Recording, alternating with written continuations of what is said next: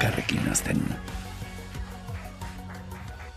Eusko Jaurlaritza, Euskadi, auzolana.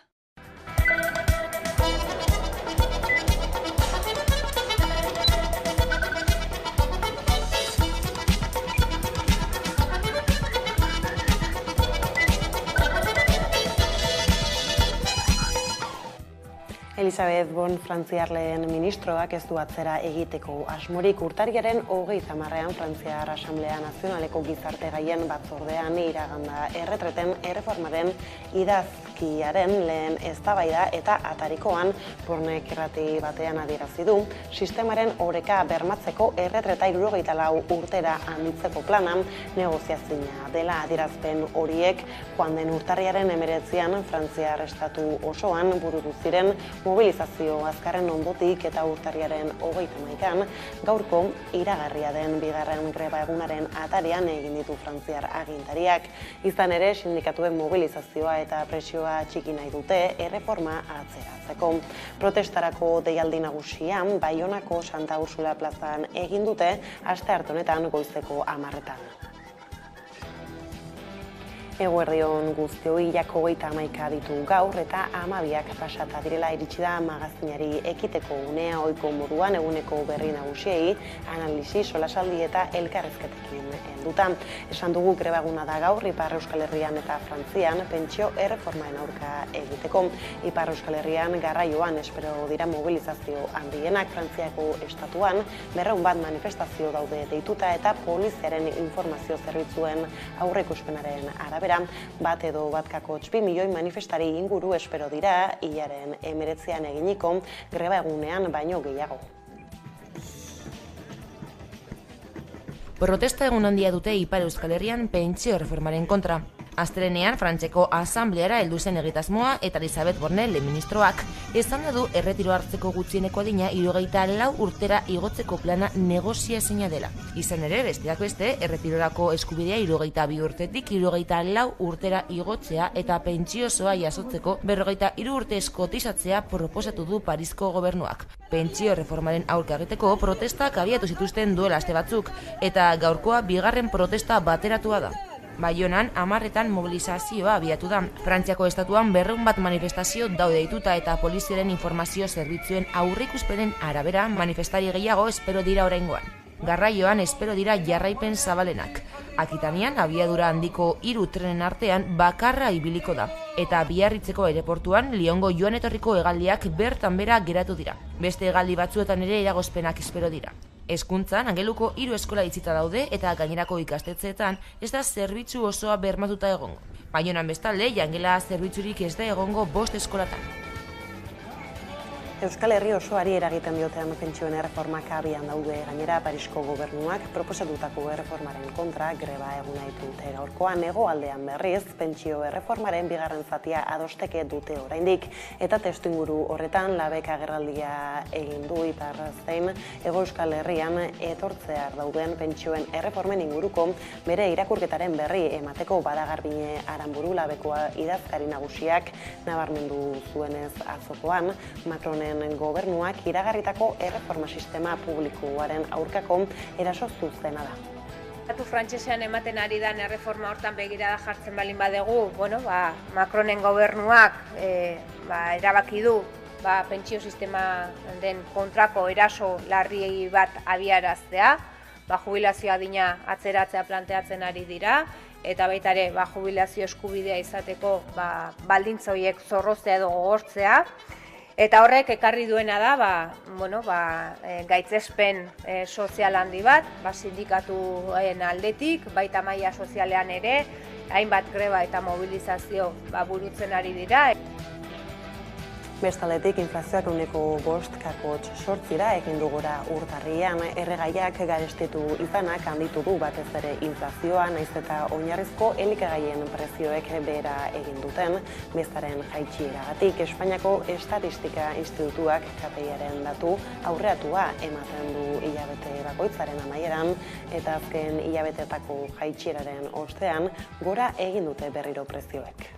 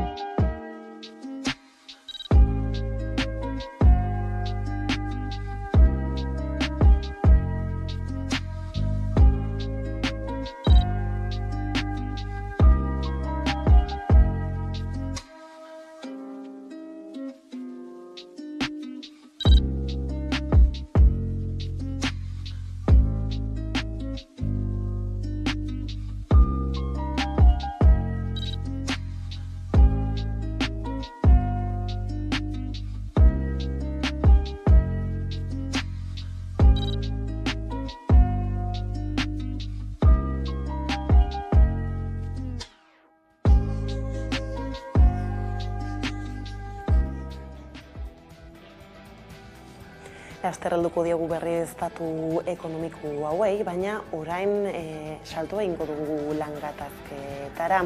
Izan ere askatze bidean da Bizkaiko metalgintzako lan hitzarmeneko negoziazioaren korapiloa Aiegade Urretak azalduko digu. Bizkaiko metalgintzako gatazkan soka askatuko dela dirudi. Jaurlaritzak proposamen berria jarri du mahai gainean eta gehiengo sindikalak asambleara eramango du proposamena. Patronaleko federazio batzordeak ere aztertuko du. Ostiralerako erabakia hartuta egongo da. Beraz, aste bukaeran ikusiko da Bizkaiko metalgintzan akordioa lortzen duten edo ez. Gehiengo sindikalak adierazi duenez aurrera pausoak daude eskaintzan. Bueno, bai, hori da, guretzat garrantzitsuena dena da, hitzarmen bat negoziatzen denea, hitzarmen horrek balio behar du langileen lan baldintzak hobetzen joateko, eta hori da lortu duguna. Ez dago ezta atzera pausu bat ere, daude 15% igoerak eta oso garrantzitsua dena, eta guk aldarrikatzen genuena zen ere, modu batean edo bestean formulak egon behar zirela KPIa bermatzeko, eta hori klausula bat dago, errebisio horrekin, lanaldian mugimenduak egon dira, subrogazioa handitzen da, lizentzietan ere hobekuntzak daude, orduan, zentzu horretan gu baloratu dugun izan da, baldintzetan gaudela proposamen horrekin langileen gana joateko galdetzera. Urtebete baino gehiago daramatzate lan hitzarmena negoziatzen, eta urratsak borrokari esker izan direla argi dute sindikatuek.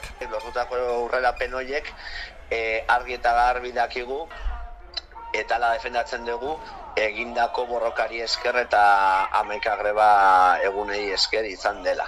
Elaen ustez berriz, proposamena ez da nahikoa. Hala ez du baieztatu asambleara eramango duenik.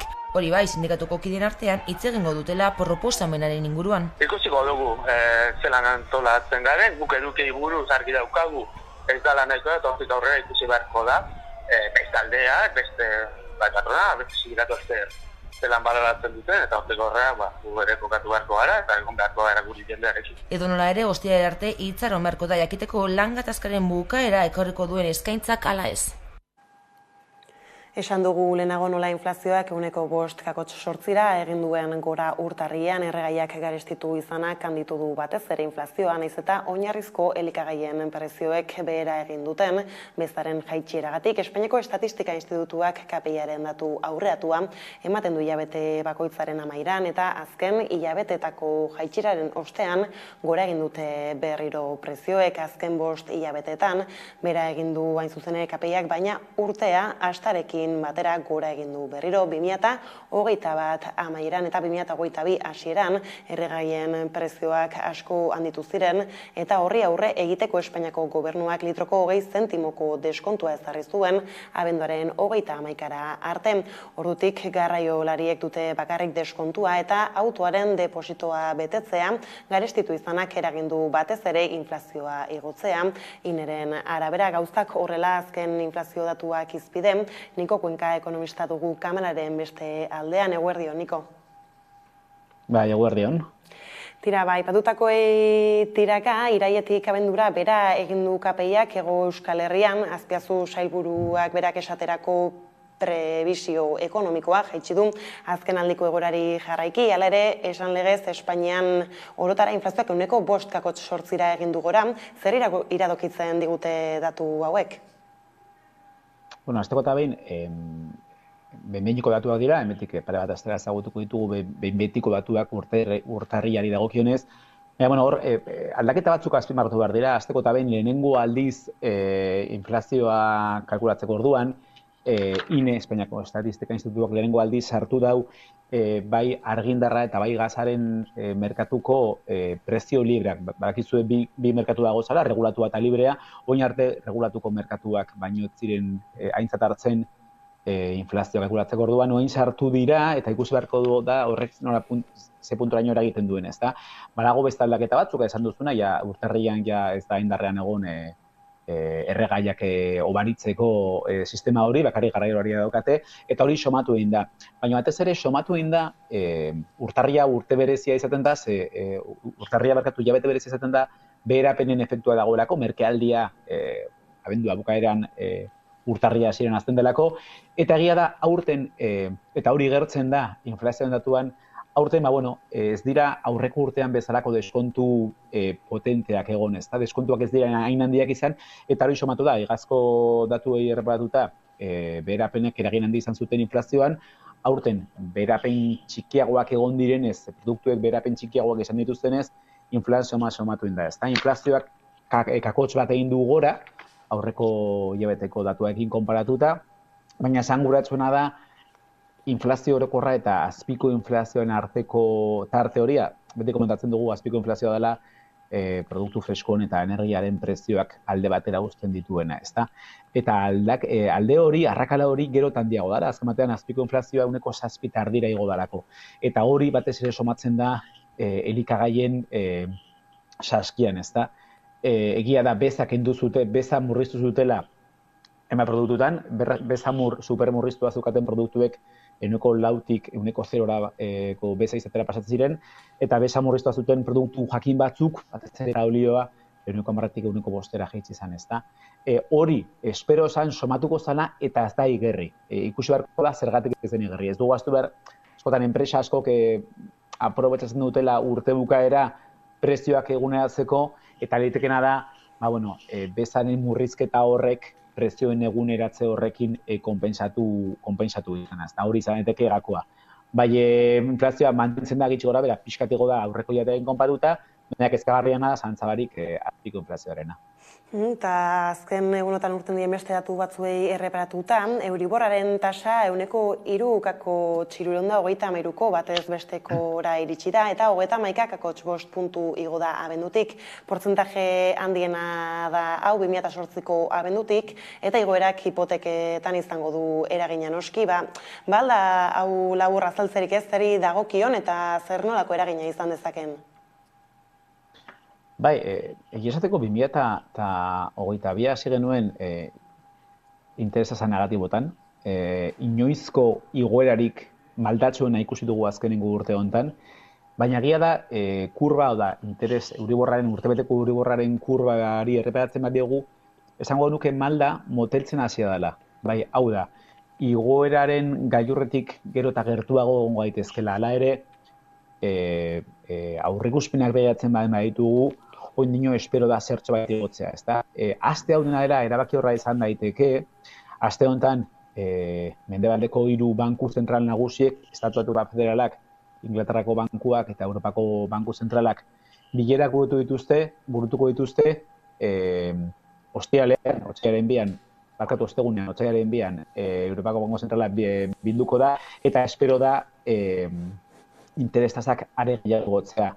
Litekena Estatu Batuetan tasak 25 egotzea eta Europan 0,50 egotzea. Beraz, oin dino, banku zentralak ematen duten mezua da, aizue inflazio menperatzeko asko falta da, gogoratu Europako banku zentralak inflazioari dagokionez jartzen duen helburua dela 2% inguruan egotea, eta oin dino urrun gaude eta are gehiago azpiko inflazioa begiratzen baldin badugu, eta Europak zabaltzen duen mezua Europako banku zentralak zabaltzen duen mezua oso argia da. Behar beste egingo egoko dituzte tasak inflazioa menperatzeko. Christian Lagarden, Europako banku zentraleko presidenteak beti esaten dau, topatu behar dela oreka puntu hori nun inflazioa menderatzea lortzen den ekonomia asko galtutu barik. Claro, zein da ekonomia kaltetzea? Zeri esaten diote ekonomia kaltetzea, ezta? Begiratzen baldin badugu, enplegu datuak, Europako enplegu datuak ez dira txarrak.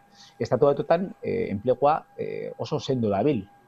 Beraz, Europako banku zentralak egiten duen hausaketa da, ekonomia momentuz ez da asko murriztu, bazegoen atzera egiteko arrisku hori eta ikusi dugu ez duela atzera egin, Espainiak ez delako izan duen hazkundea nahiko esanguratua izan da, zuek eman duzu Euskal Autonomia Erkidegoaren datua, ezta?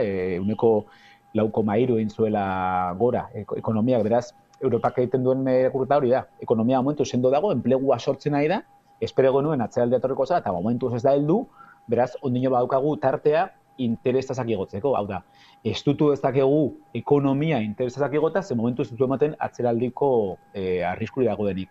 Horeka puntu hori topatza da, beraz, etzi, izango dugun bilera hortan, bai, espero da gehiago igotza interestazak, aldera da noiz arte. Baina kurbek eragokitzen dute, gehiago igoko da Euriborra, azken baten Euriborrak aurre hartzen dio, Europako banku zentralak hartzen dituen erabaki horiei, Orduan, mezua hori da, interesak igotzen jarraituko dute, baina ez dut uste askoz gehiago, ez dut uste Laura, eta agian emeteko urte betea berriro hemen gaude eta auker nabil, baina ez dut uste Laura iritsiko direnek. Eta konexionekin bukatze aldera, Niko, aipatu dituzun kontu guzti hauek aintzat hartuta ere, sindikatuak eta patronalak bilera batera deitu ditu gaur Espainiako Lan Ministerioak 2023ko lanbide arteko gutxieneko soldataren igoeraren inguruan hitz egiteko hain zuzen ere, aldeak bestak beste ez dira ados jartzen soldataren prezioarekin, eta hor zure ustez zeri erantzun beharko lioke ezarriko den gutxieneko kopuru horrek? Bai, Espainiako gobernuak aditu batzorde bateri eskatu zion horrekin buruzko hausnarketa bat nolabait esateko. Aditu batzorde honek bi franja marraztu zituen edo bi franja jarri zituen, ezta? Gutxienekoa eta goikoa, ezta? Litekena da Espainiako gobernuak hartuko duen erabakia da franja horren barruan egotea. Egia da gobernuaren barruan ere bi mutur daudela, bi arima daudela, alde batetik Yolanda Díazek ordezkatzen duena maksimoa egotzea eskatzen duena, eta beste bat pragmatiko izan daitekena, Nadia Calviñok defendatzen duena.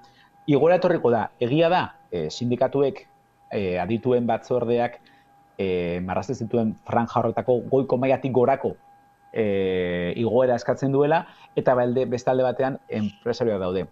Enpresarioi dagokionez, esanguratsoa da, ja eurek onartze dutela gutxieneko soldata igo behar dela, duela pare bat urte hori pentsatzina zen, enpresariek onartzea igo behar dela, onartze dute igo behar dela, baina eskatze dute adituen batzorde horrek marrazten duen beko muga hortan egotea. Nik uste dut gobernuak ez duela lortuko ados jartzea patronala eta sindikatuak, eta nik burruka gobernu barruan egongo da, baina nik bai uste dut gobernuak hartuko duen erabakia gehiago hurbilduko dela adituen batzorde horrek markatzen duen goiko muga horretara.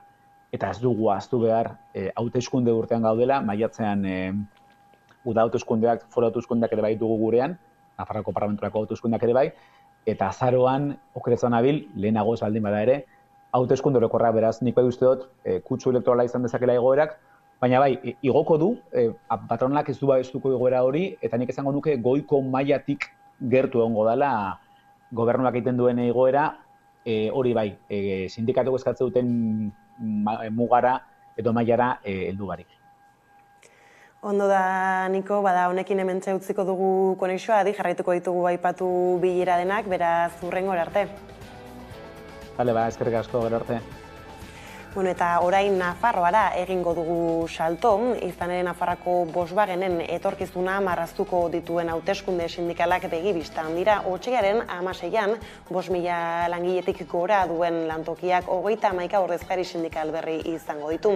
Eta hauxe landabeneko fabrikarentzat berebiziko garrantzia izango duen erabakia da. Izan ere mugikortasunaren paradigma berriarekin abian den auto elektrikoak 30 eskulan gutxiago beharko duela uste da, eta Volkswagen Nafarroako BPG-aren 16% dela kontuan hartuta eragin erraldoia izango luke ekonomian.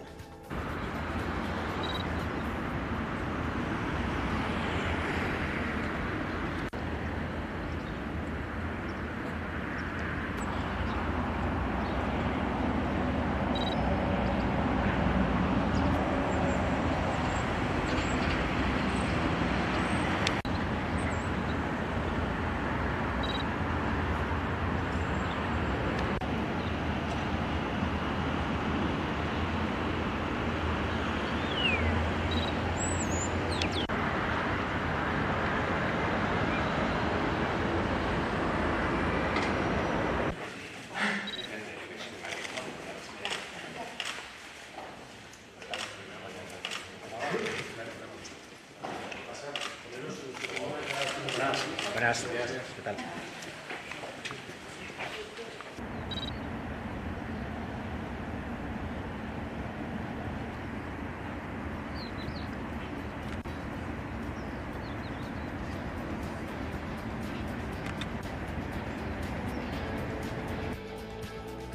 Eta Nafarroan garela, Nafarroko Gobernuko Osasun Departamentuak beste eskaintza bat egin die otsailaren batean greba mugagabea hastekoak diren medikuei. Osasun Departamentuko zuzendari nagusi Carlos Artundok, Osasun Bideko zuzendari kudeatzaile Gregorio Atxutegik eta erakundeko profesionalen zuzendari Pedro Arraizek agerraldia egin zuten atzo Nafarroko sindikatu medikoari helarazi dioten azken proposamenaren nondik norakoak azaltzeko.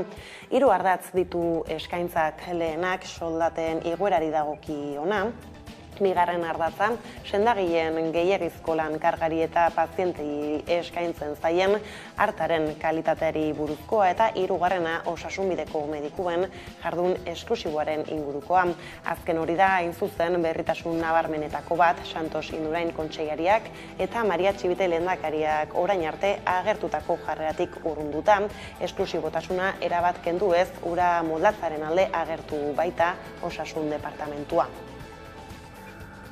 Aldiz Donostialdeko ESI erakunde sanitario integratuko zerbitzu buruek elkarretaratze labur bat egin zuten atzo goizean, beste behin Donostia ospitalaren atarian eta iragarri zuten elkarretaratzeak egiten jarraituko dutela Osakidetzako zuzendaritzarekin duten negoziazioa behin betiko bideratuta geratu arte. Abenduaren 18an izan zuten bi aldeek azken bilera eta harremana mantendu dute ordutik, baina prozesua itxi gabe dagoela azaldu dio berriari Felix Zubia Donostia ospitaleko ziuko zerbitzu buruak. Hortaz, prozesua itxita eta sinatuta egon artean biltzen jarraituko dute adierazi dutenez.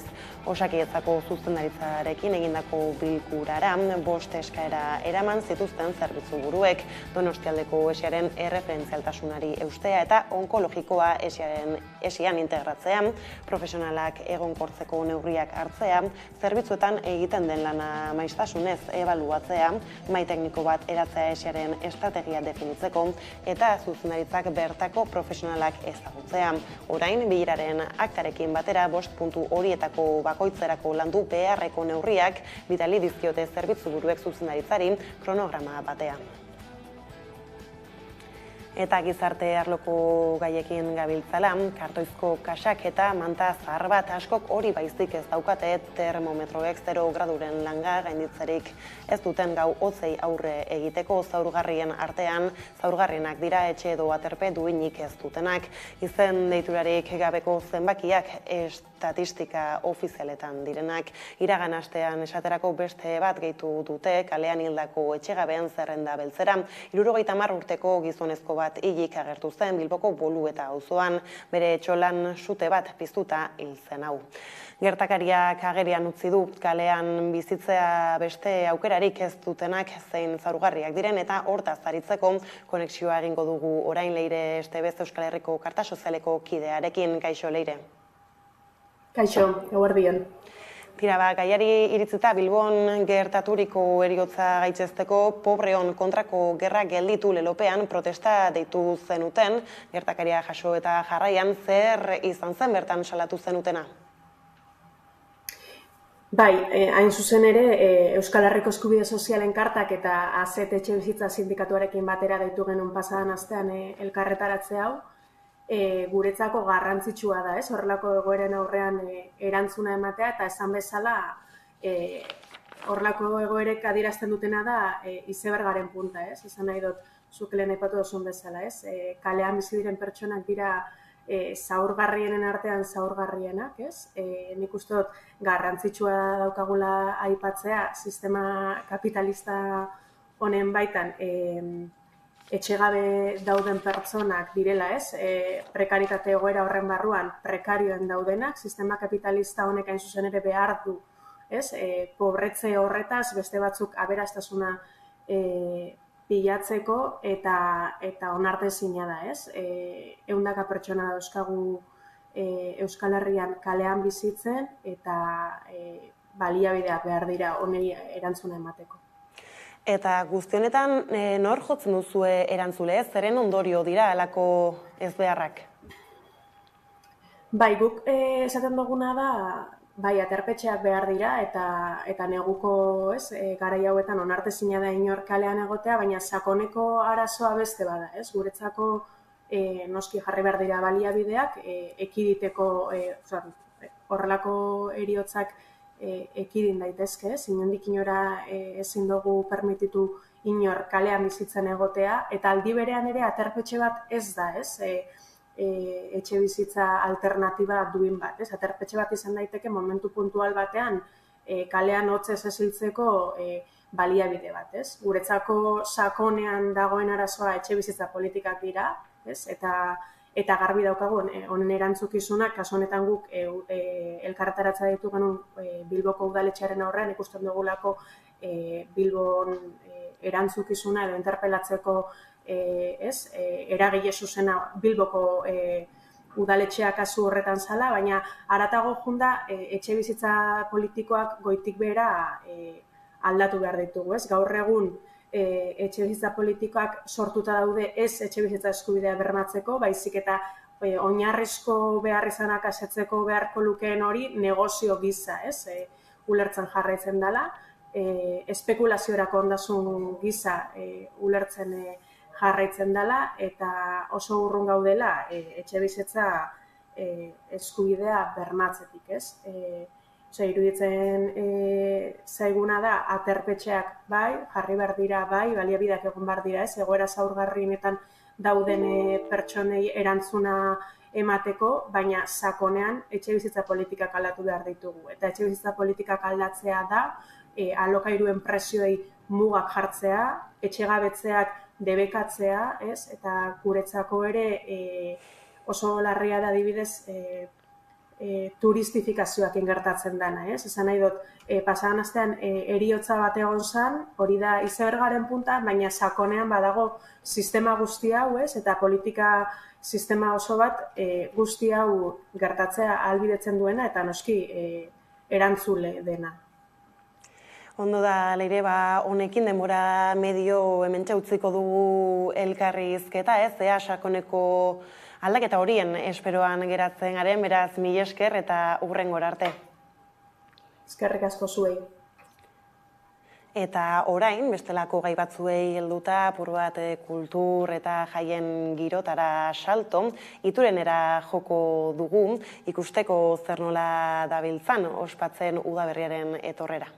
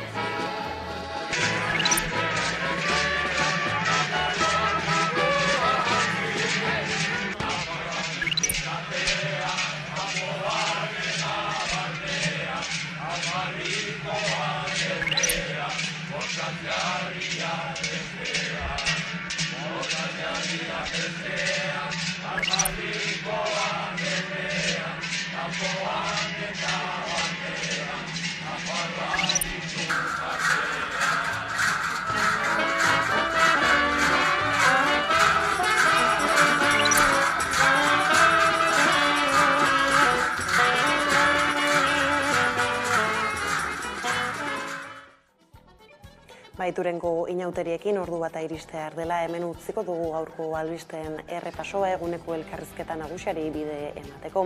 Gaurkoan Maialen Iriarte Euskal Herria Bilduk legebiltzarrean duen bozera mailea eta atozen hauteskundetara begira Gipuzkoako aldun nagusi izateko hautagaia izango dugu gonbiatu nagusi gisa, beraz ez zaitezte pantailaren beste aldetik mugitu, laster gara eta bueltan hori bai adi jarraian Biztipoza elkartaren nondik norakoei.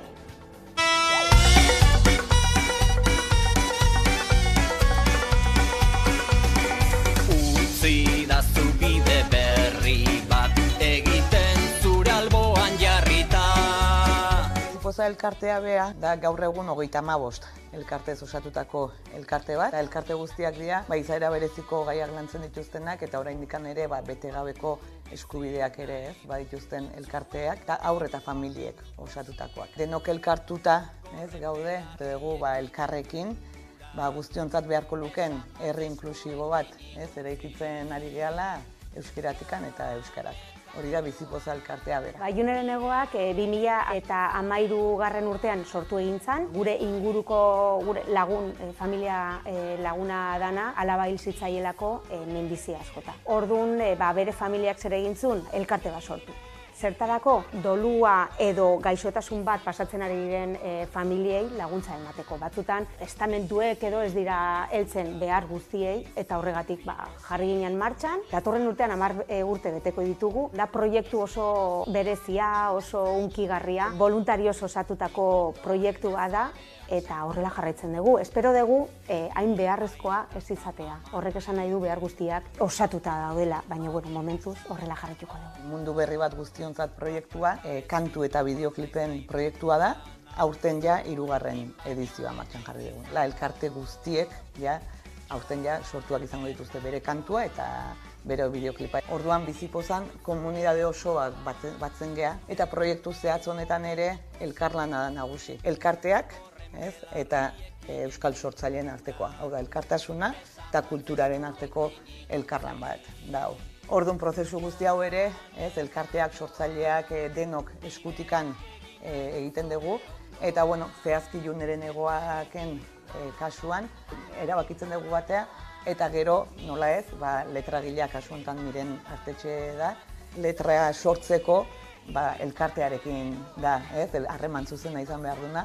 Orduan bide horretan, letragileak ere elkartearekin harreman du, hortikan sortu, ezkenean elkarrekin egitea. Beti Bizipozaz fidatzen gara. Guretzako da lujo bat egotea Bizipoza. Egun guk nahi genuen parte hartu proiektu eder eta erraldoi honetan. Orduan, naturaltasunarekin egiten degula lan, guk beti esaten dugu, egal egiten dugu, laguntzen dugu bakoitzean. Juneren magia jarraitzen dula gurekin, eta simbolismo horrek oso ondo isladatzen duen guretzako zer dan Juneren egoak elkartea ere. Orduan, egan hitza, gurekin dago. Bizipoza da, elkartasuna, elkarlana, komunitate bat, hizkuntza, pertsonak, familiak, elkarteak, eta esan bezala komunitate oso bat, Bakarrik ez zaudela sentitzea. Gure leloa da, Eduardo Galeanoren hitz bat. Jende txiki askok, leku txikietan, gauza txikiak egiten, mundu alda dezak. Eta uste dut, Bizipozan gaudeno guztiok, daukagula sentimendu hori edo ardatza edo helburua. Eta nik ere pentsatzen dut, gauza txikiekin aldaketa handiak egin daitezkela. Eta hori gure esku dagoela, nola baita esateko.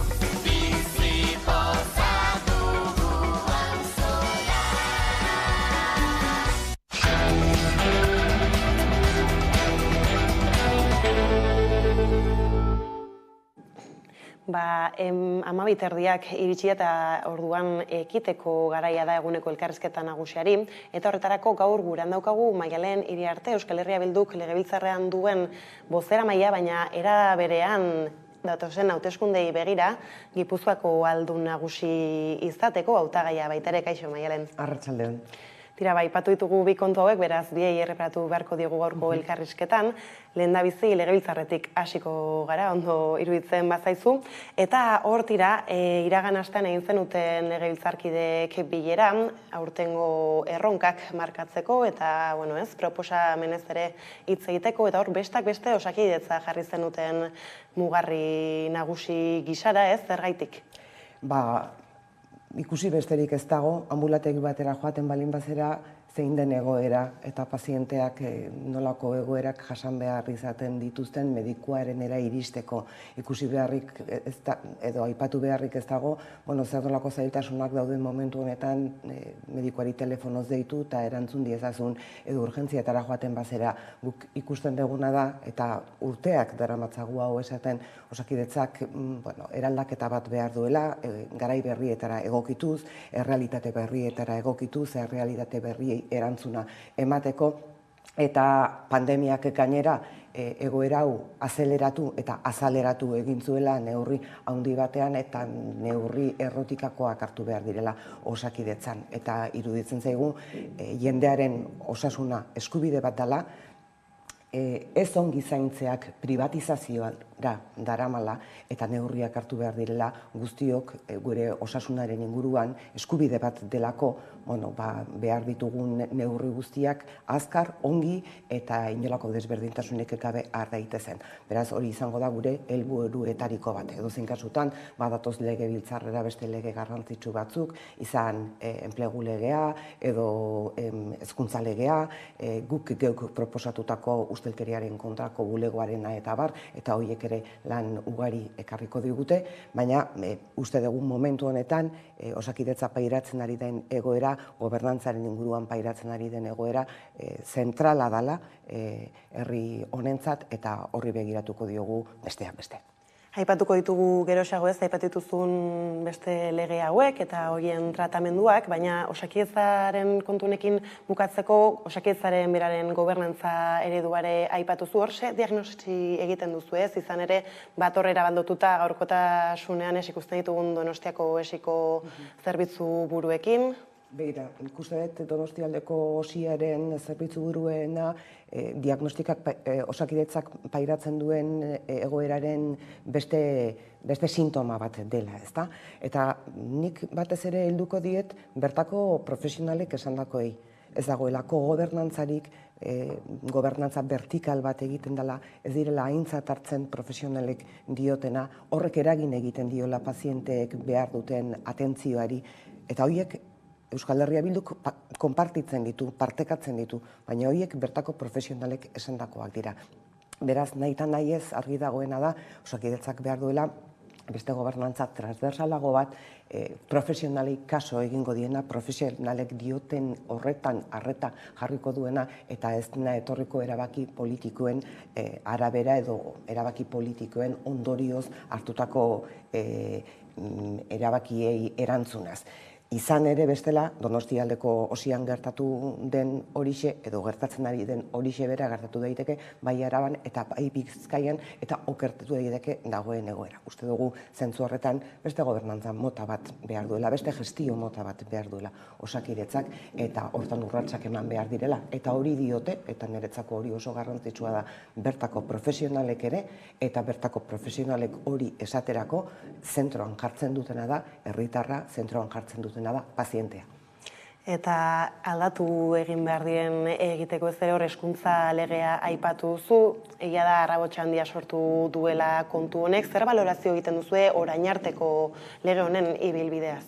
Begira, normala dan bezala herri batentzako zutabe den gai batek eta hezkuntza zutabea da, beti ekarriko du eztabaida. Eta nik uste dut eztabaida hori ulertu behar dugula oso era sanoan eta gainera erakusten duela herritarrak ere inplikatuta sentitzen direla eta herritarrei ere inporta zaiela gizarte baten zutabe den tamainan hezkuntza. Herri honetan orain baino lehenago sortu dira min handiak hezkuntzaren inguruan eta edozein kasuetan Euskal Herria Bilduk argi izan duena da oso momentu jakin bat bizi dugula, agortua dagoela momentu honetan gure inguruko Euskal Herriko hezkuntza sistema oroar, eta guk ere erantzun bat eman behar geniola Euskal Herria Bildutik egoera honi guztiari. Horregatik aurkeztu genuen Euskal Eskola Publiko burujabe baterantzko gure proiektua. Hori nola deklinatu da Araba, Bizkaia eta Gipuzkoan Euskal Autonomia Erkidegoan hezkuntza itun bat egin genuen, gure ustez garrantzitsua zena, eta zergatik da garrantzitsua, iruditzen zaigulako aurrera urrats oso nabarmenak emango direla eskola publikoa hobetzeko eta garatzeko eta lehenesteko, garrantzitsua izango dela euskerak bere tokia izan dezan eta beraien ikasturteak amaitutakoan bertatik ateratzen diren ikasleek euskara maila egokia izateko, segregazioari aurre egiten zaiolako, badilako instrumentu batzuk hain zuzen ere orain arteko akatsak gainditzeko balio izango dutenak. Orain legea idazten ari dira, eta gero legebiltzarrera etorriko da, eta legebiltzarrean iritsiko da lege hori eztabaidatzeko momentua. Guk berme egingo dugu, itunean jasozana legera etor dadin, eta zentzu horretan Euskal Herria Bildu berme bat izango da. Itun horretan jasozena legera iristea izango da gure nahia, eta izango da guk egingo dugun lana hori horrela gertatu dadin. Gero hor beste erronken artean ere, bada klima larrialdia, transizio energetikoa hor kokatu daitek ere, eta hor besteak beste Arantxa Tapiaren saiak, egunero ematen ditu berriak, azken aldian behintzat, batez ere eolikoen eta halako proiektuekin lotuta hor bada ingurumen plan bat onartu behar dena, baina hala ere, Espainiatik ere lege aldaketarekin baimenak ematen hasiak dira, eta kasik egunero ikusten dugu eolikoen bueltako proiektu berri bat egingo dela. Begira, erronka ekologikoa gai zentrala izango da datozen urte askotan, eta erronka ekologiko ezberdinak dauzkagu. Baina badaukagu klima larrialdi bat beste aldera begiratzen uzten ez diguna eta guztiok interpelatzen gaituena. Eta zentzu horretan CO2 isurketen murrizketa lan egin behar dugu eta aleginak egin behar ditugu nahi eta nahi ez. Eta zentzu horretan erregai fosilak albo batera uzten hasi behar dugu, horiek direlako hain zuzen ere CO2 isurketa horien 5-4 sortzen dituztenak. Euskal Herria oso dependientea da eta maila hortan uste dut urrats handiak eman behar ditugula, hori murriztu ahal izateko eta hori murriztu ahal izateko eta berriztagarrien aldeko apustu bat egiteko. Edozein kasutan hori uste dugu guk era oso ordenatu batean egin behar dela. Jasangarritasun energetikoaren lege bat badugu eta jasangarritasun energetikoaren legeak jasotzen du energia berriztagarrien lurralde plan sektoriala, PTS deitzen zaion. 2 urteren buruan osatuta egongo zela esan zen, baina orain Arantxa Tapiak esaten du, beste 2 urte beharko direla horretarako. Eta bitartean gertatzen ari dena da, baimenak ematen ari direla, baimenak tramitatzen ari direla, eta bat ere ordenarik gabe egiten ari dela hau guztia. Urte askotako atzerapena daukan prozesu hau guztia, bat ere ordenarik gabe egiten ari dela.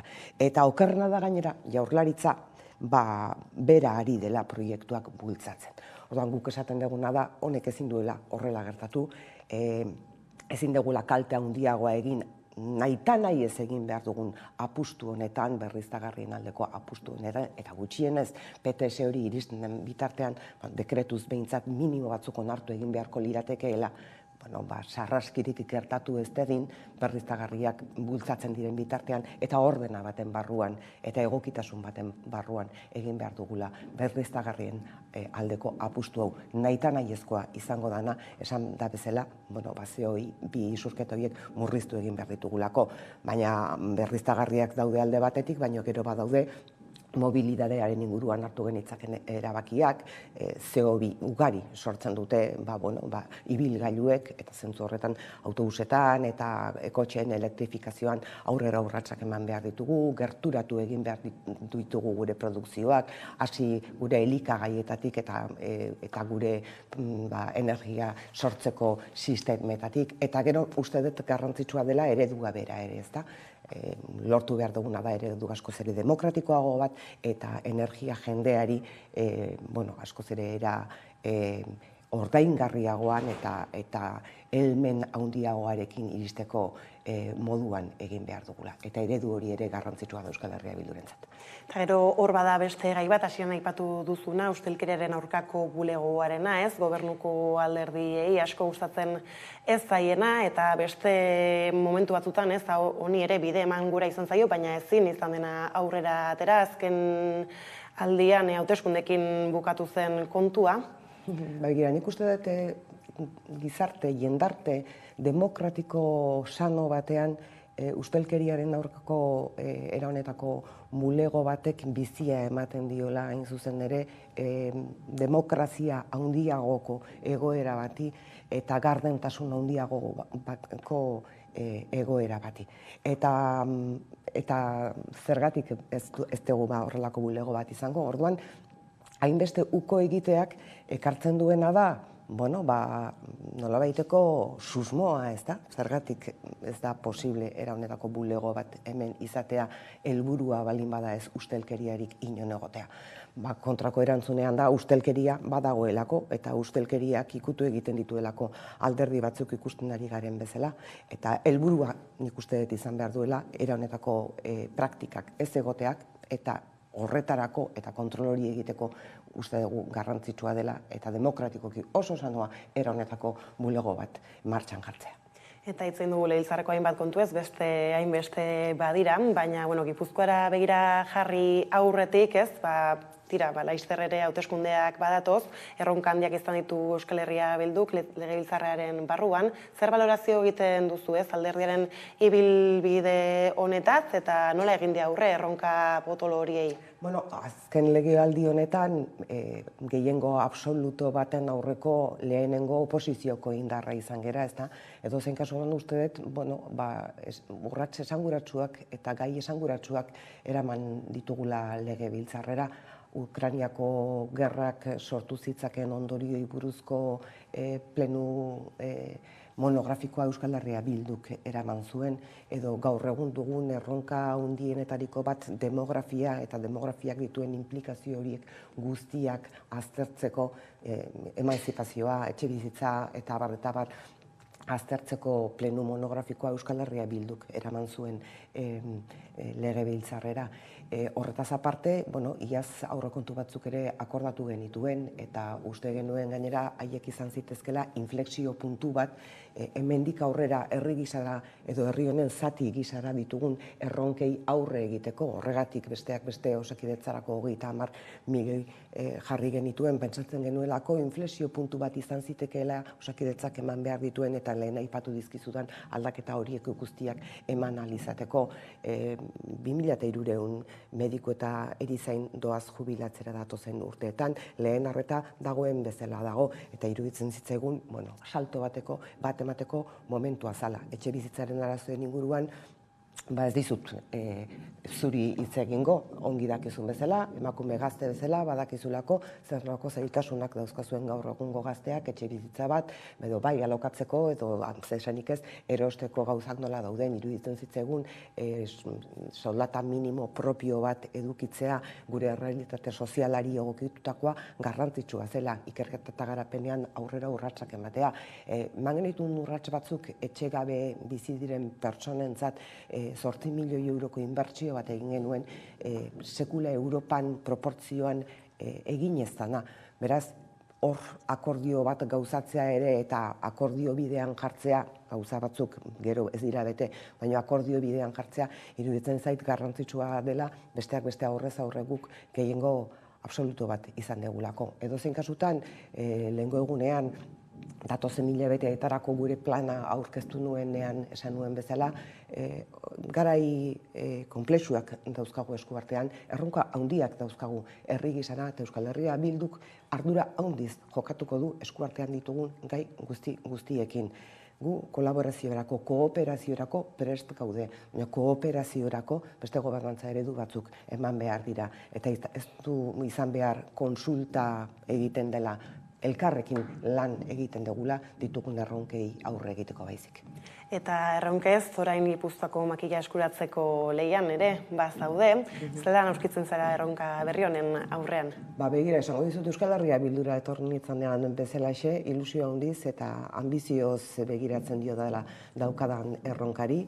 Iruditzen zait Gipuzkoak jauzi bat eman dezakeela, eta jauzi hori emateko Euskal Herria Bilduk eskuartean dituen proposamenak garrantzitsuak izango direla.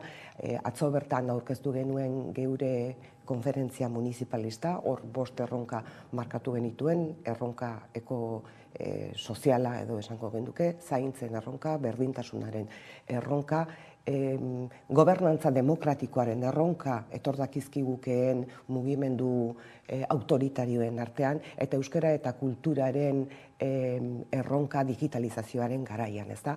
Horiek guztiak aztertuko ditugu konferentzia municipalista horretan, eta horiek gero herri bakoitzean erabatera edo bestera deklinatuko dira, eta lurraldetik nik ere uste dut horiek direla guretzako oso hildo garrantzitsuak. Edozein kasutan, Gipuzkoari begiratzen balin badiot zehazki, ni arduratuta nago, eta Euskal Herria Bildu arduratuta dago, industriaren egoerarekin adibidez, ezta? Industria oso garrantzitsua izan da Gipuzkoan, oso herrialde industriala izan da, eta Eustatun datuen arabera 2019 urtetik 14.000 bat lanpostu galdu dira, barne produktu itun gordinarekiko daukan harremanean ere behera egin du, eta uste dut hor nolabaiteko aurrera urratsak eman behar ditugula, industriak gainera, lehen aipatu dugun krisi klimatikoaren aurrean eta ditugun erronken aurrean izan behar dituen transformazioak kontutan izan da. Zentzu horretan oso garrantzitsua iruditzen zait, ikerketa eta garapenean, Gipuzkoan asko egin izan da, enpresa horien inguruan eta unibertsitatearen inguruan oso jende bultzatzailea egon delako, baina Europako bataz besteko horretara, 1,3 horretara iristeko alegin egin behar dugula, oraindik 2,5 gaude, eta uste dut alegin egin behar dugula, enplegu kalitatezkoa sortu izan du Gipuzkoako enpresak, eta zentzu horretan bultzada bat eman behar diogula, aipatu dizkizudan 5 ildo haundi eta garrantzitsu horiek guztiak mahai gainean izango ditugularik. Eta Gipuzkoa gobernatzeko moduez, ereduaz, hor bestak beste adibidez, segunotan ikusi dugu Pasaiarako egin den proposamen handi hori, 162 milioi euro ingurukoa, horren aurrean EH Bilduk esaterako zer nolako proposamenak ditu, udalerrietan zeren, hainbat udalerrietan EH Bilduk ere gobernatu egiten du, eta zer berri dakar horrek? Begira, Pasaiakoari buruz konkretuki esango dizut, iruditu zitzai dela hauteskunde kanpainako ekitaldi bat izan zela, hain zuzen ere Pasaia hainbeste urtetan ahaztua, Pasaia hainbeste promesa egindakoa, Pasaian hainbeste aldiz, hainbeste gauza esan, eta orain kasualidadez atzo inbertsio guzti hauek aurkezteak atentzioa deitu zidan. Edozein kasutan Pasaia eraberritzeko urratsak beti ongi etorriak izango dira. Beste gauza batek ere atentzioa deitu zidan, eta Pasaia trintxerpealdea oso kolpatuta daude, zaurgarritasuna handia dagoen ingurua da hori, eta baliabide bereziak jarri behar dira bertan, bai bertako lanpostuak gehitzeko, lanpostu duinak gehitzeko, emakume eta gizonezkoen arteko arrakala gainditzeko, eta uste dut badaudela egin beharreko hainbat gauza. Gobernantza ereduari buruz, niri iruditzen zaidana da gobernantza eredu moderno bat behar dugula, eta uste dut gobernutan gauden udalerrietan, berriki egon naiz Oñatin, berriki egon naiz Errenterian, berriki egon naiz Azpeitian, eta herritarrak aurrez aurre ditugularik, aurrez aurre esan nahi, eta begietara begira, herritarren kezkak jasoaz, herritarrekin eztabaidak eginaz, herritarrak herriko plazara ekarriz da haiekin eztabaidatuz egin behar dugula politika. 21. mendean ez dena posible da, orain dela 2 mende bezala politika egitea. Herritarrei kaso egin behar zaie, herritarrak erdigunera ekarri behar dira, hain zuzen ere ditugun erronkak hain baitira handiak, herritarrak beraiek espalin badaude engaiatutak dauzkagun erronka horiekin, oso zaila izango delako erronka horiei aurre egitea. Nik ikusten ditudan ereduak egia esan, txundituta uzten naute, eta dakidana da, badakidala non ikasi, eta ikasi dudan hori guzia eramango dudala ekainetik aurrera Gipuzkoako Foru Aldundia.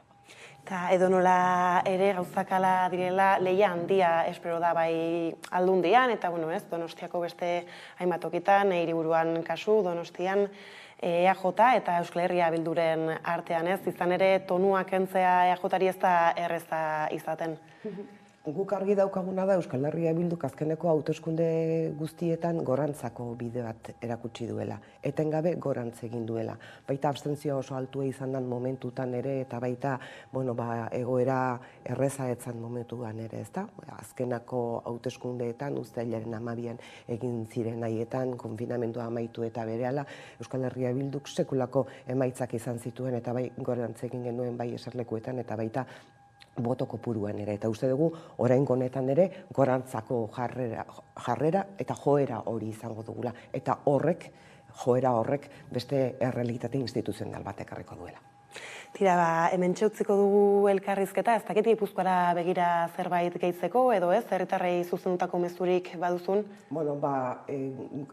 Badauzkagula proiektuak Gipuzkoarako, erakusten ari garela gobernuan gauden udalerri guztietan proiektu horiek nola gauzatzen diren, herritarrak eskutik helduta egiten ditugula proiektu horiek guztiak gauzatzen ari garela, eta badaukagula eredu bat, eredu ezberdin bat gauzak egiteko, eta bide horri jarraituta daukagula ambizio handia Gipuzkoa beste leku batera emateko, Gipuzkoak jauzi bat emateko, Gipuzkoak merezidun toki horretara eramateko, berdintasunetik, justiziatik, herritar guztientzako bizitza duinak eraikitzetik eta dauzkagun erronkei era egokian eta herritarrekin batera erantzutetik. Honekin zorte hon, bide berria mailen eta eskerrik asko gurean izatearren. Mila esker zuei, eskerrik asko. Eta orain jarraian, Leister bueltatuko gara solasaldiari ekiteko gaurkoan Carmelo Landa eta Maialen Ferreirarekin batera. Hegazti gripea atzeman da beste behin Euskal Herrian. Oraingoan Gipuzkoako Foru Aldundiak H5N1 patogenotasun handiko hegazti gripeko agerraldi berri bat jakinarazi du. Horiei baitik hurbil aurkitu zituzten 3 kaioetan, Orio udalerrian.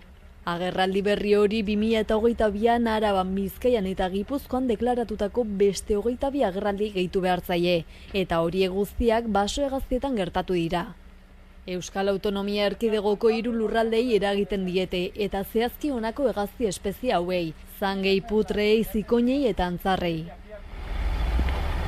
2021ko urritik Europa orain arte erregistratutako hegazti gripe epidemiarik handiena bizitzen ari da.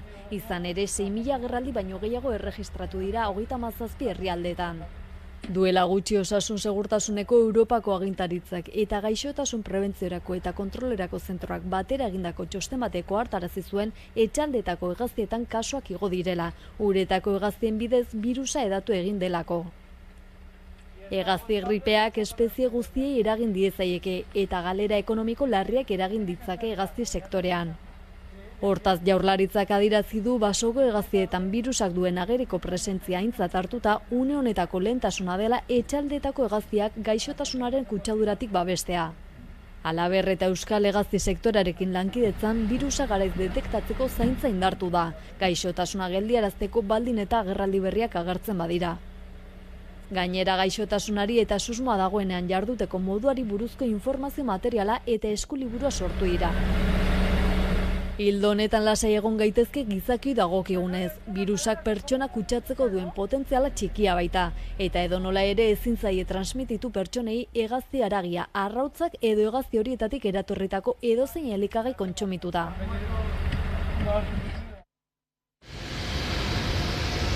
Donostiako epaitegi bat Zubietako erraustegia ikertzen ari da ingurugiroaren aurkako deliturik egin duen erabakitzeko ingurugiroko fiskaltzak hala eskatuta. Horren ustez erraustegiko jarduna pertsonen osasunarentzako eta ekosistemarentzako arriskutsua baita. Gurasos elkarteak hain justu iragan udan salatu zuen erraustegiaren inguruko gainuren zein lurpekoen baita inguruko lurren kutsadura ere biziki larria zela.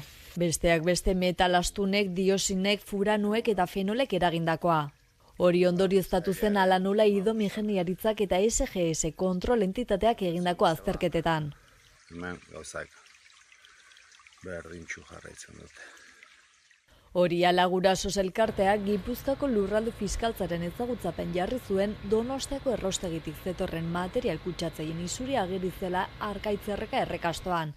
Egun lehenago apar zuria eta okre koloreko likido azaldu baitzen etengabe eta kopuru handian. Erraustegiaren lurrazpiko urak jasotzen dituen ondoko drenetik.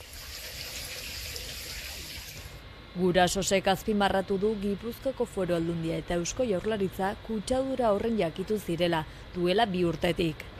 Hala ere elkartea gaineratu du Gipuzkoako hondakinen kontsortzioak behin eta berriz ukatu izan duela egoera hori. Harik eta 2022ko azaroan hondakinen partzuergoaren batzarran aitortu zuen bazela iragazi lixibiatuen gertakari bat, ingurugiroan eraginik ez zuena. Bada kutsadura horren harira jarri du abian ikerketa Donostiako 5. epaitegiak. Beraz oraingo honekin 3 dira jada erraustegiarekin lotuta epaitegietan irekita dauden eginbideak.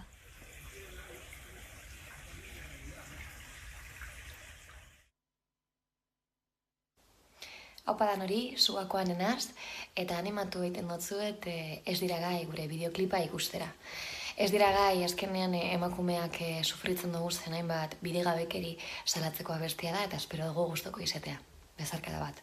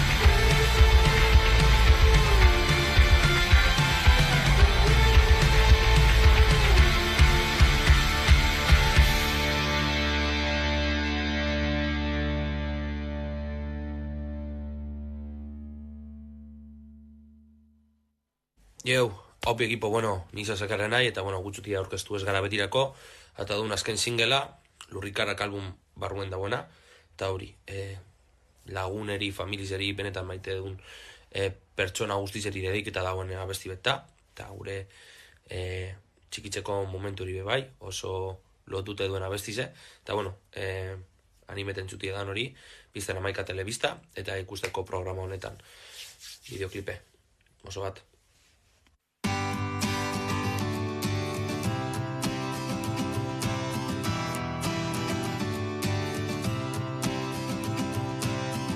Oroitzen alzara txikita, nola geunden egun osoa jolasten, eskuak zikin baina gaso barik, iluntzea heltzen zen arte, azken egunean dena ikasten, zuretak poltsiko antolesten, lehenengo zigarroa erretzen, lehenengo musua ematen.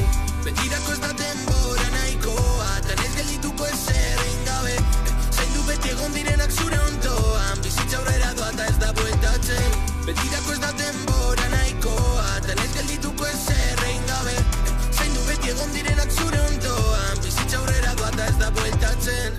Amak esan zidan moduan, ez galdu berreskuratu ezin duzuna, naiztakanak agertu buruan, nik beti izango dutume bat barruan. Pintxo besten, eta orain goizeko pintxoak ez ditate rezak hau gainetik entzen. Zenbat aldiz erori ginen, baina malmuzu batek dena sendatzen zuen. 10 urtekin astronauta bat izan nahi, eta orain zeroa ikutu gabe izarrezin guratzen naiz. Bekira ze ondo, gauden orain, batzutan egar bizian beste batzutan alai. Betirako ez da denbora nahikoa, eta naiz geldituko ezer egin gabe, zaindu beti egon direnak zure ondoan, bizitza aurrera doa eta ez da bueltatzen. Betirako ez da denbora nahikoa, eta naiz geldituko ezer egin gabe, zaindu beti egon direnak zure ondoan, bizitza aurrera doa eta ez da bueltatzen.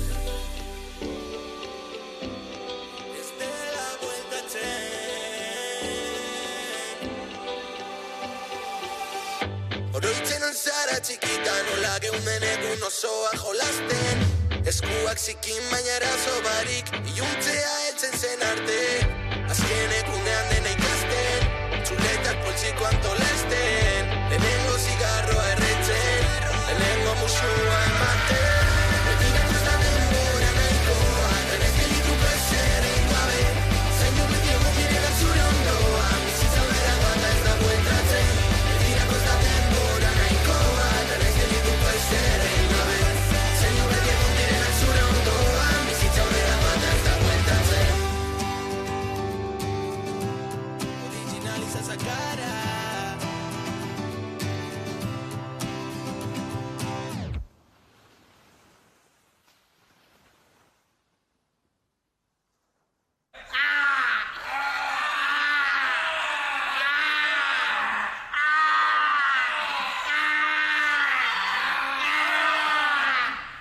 Amaika bele ikusteko jaioa gara, Amaika Telebistako bele zidorretan bizi musika.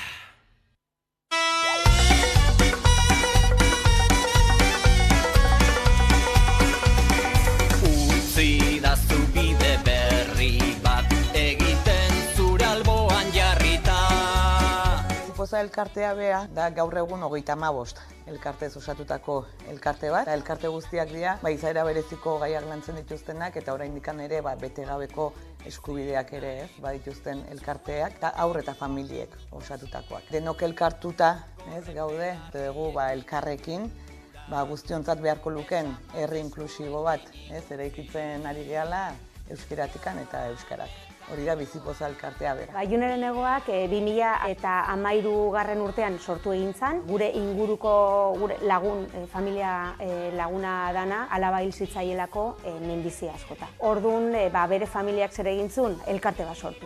Zertarako dolua edo gaixotasun bat pasatzen ari diren familiei laguntza emateko. Batzutan, estamentuek edo ez dira heltzen behar guztiei eta horregatik jarri ginen martxan. Datorren urtean 10 urte beteko ditugu. Da proiektu oso berezia, oso unkigarria, voluntarioz osatutako proiektu da eta horrela jarraitzen dugu. Espero dugu hain beharrezkoa ez izatea. Horrek esan nahi du behar guztiak osatuta daudela, baina momentuz horrela jarraituko dugu. Mundu berri bat guztiontzat proiektua, kantu eta bideoklipen proiektua da, aurten 3.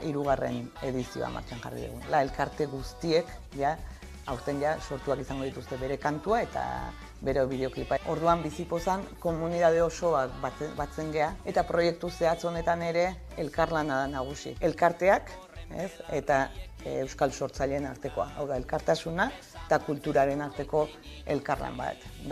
Orduan prozesu guzti hau ere, elkarteak, sortzaileak, denok eskutikan egiten dugu. Eta, zehazki Juneren egoaken kasuan, erabakitzen dugu batea, eta gero, nola ez, letragileak kasu honetan miren artetxe da, letra sortzeko elkartearekin da, harreman zuzena izan behar duna.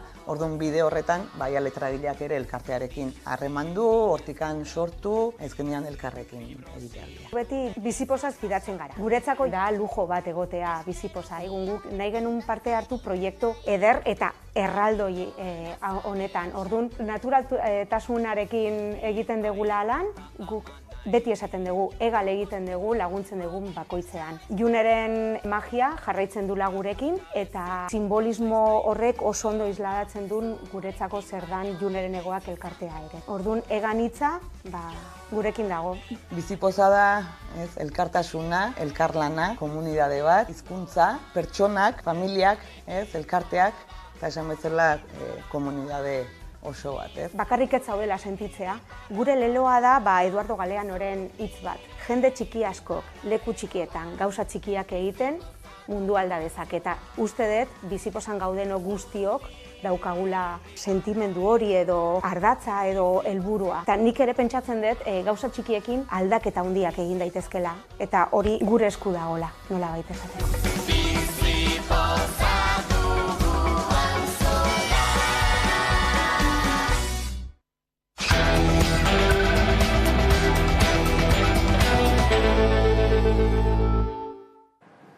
Bada bueltan gara solasaldiari ekiteko, eta horretarako hemen ditut albo banatan Maialen Freira eta Carmen Holanda, eskerrik asko gurean izatearren. Eta hasteko ekingo diogu baietz da, baietz legearen moldaketari, nahasmena sortu da berriro ere, batzuk fokua jartzen dute, epaiek berrikusitako zigorretan, baina berariaz ere beste alde batek badio, importantena ez dela zigorraren kontu hori, zer diozue zuek? Niretako garrantzitsuena, ez dakit zigorra den, hizik eta emakumeen babesa, eta emakume horiek babes hori sentitzea. Bai da bai legea, Europatik hasiera batean ospatu moduko lege bat bezala presentatu zuten, eta hemen aldiz, kredito politikoa lortzeko eta Irene Monterori deskreditatzeko, kritikatzen hasi ziren, Hala da, egia da, lege honek aldaketa batzuk behar zitula, eta aldaketa horiek prestatzen badituzte, eta dana ondo lotzen badute, niretako oso albiste hona da, eta ez da bakarrik politika egin politikarientzako, baizik eta herriarentzako, eta gehien bat kasu honetan emakumentzako, oso garrantzitsua da, halako erasoen aurrean lege bat izatea, eta hemendik aurrera ikusiko kondenak ez dien gutxitzen, eta emakume hauek babes erreal bat sentitzen duten. Eta esango zenukete fokua baina bereziki ari dela jartzen legean beran beste behin izan beharrean, ez, agian lege horrek zelako rekorridua eukin dezaken, edo epaitegietan ez nola erabiltzen den lege hori? Hori da, Maialenek ondo esan duen moduan, fokoa jarri behar da emakumeen babesean. Eta horretarako, hain justu, nik uste aurretik, aurrerapauso historiko bat eman dela. Nik uste bakarri baiezkoa da baietz printzipio hori, muina bihurtzea oso zuzena da. Zergatik lehenago emakume biktimak gainera frogatu egin behar zuen intimidazio egon zela, violentzia egon zela, ura iaia bihurtzen zen biktimaren aurkako epaiketa bat, benetan interrogatorio bat, eta ez da beti erresa, ez da. Orduan, bakarri baiezkoa da baietza hori, printzipio hori finkatzea, noski garrantzia handia dauka zentzu horretan. Emakumeak salaketa bat egiten du, eta salaketa hori kokatzen da zentroan.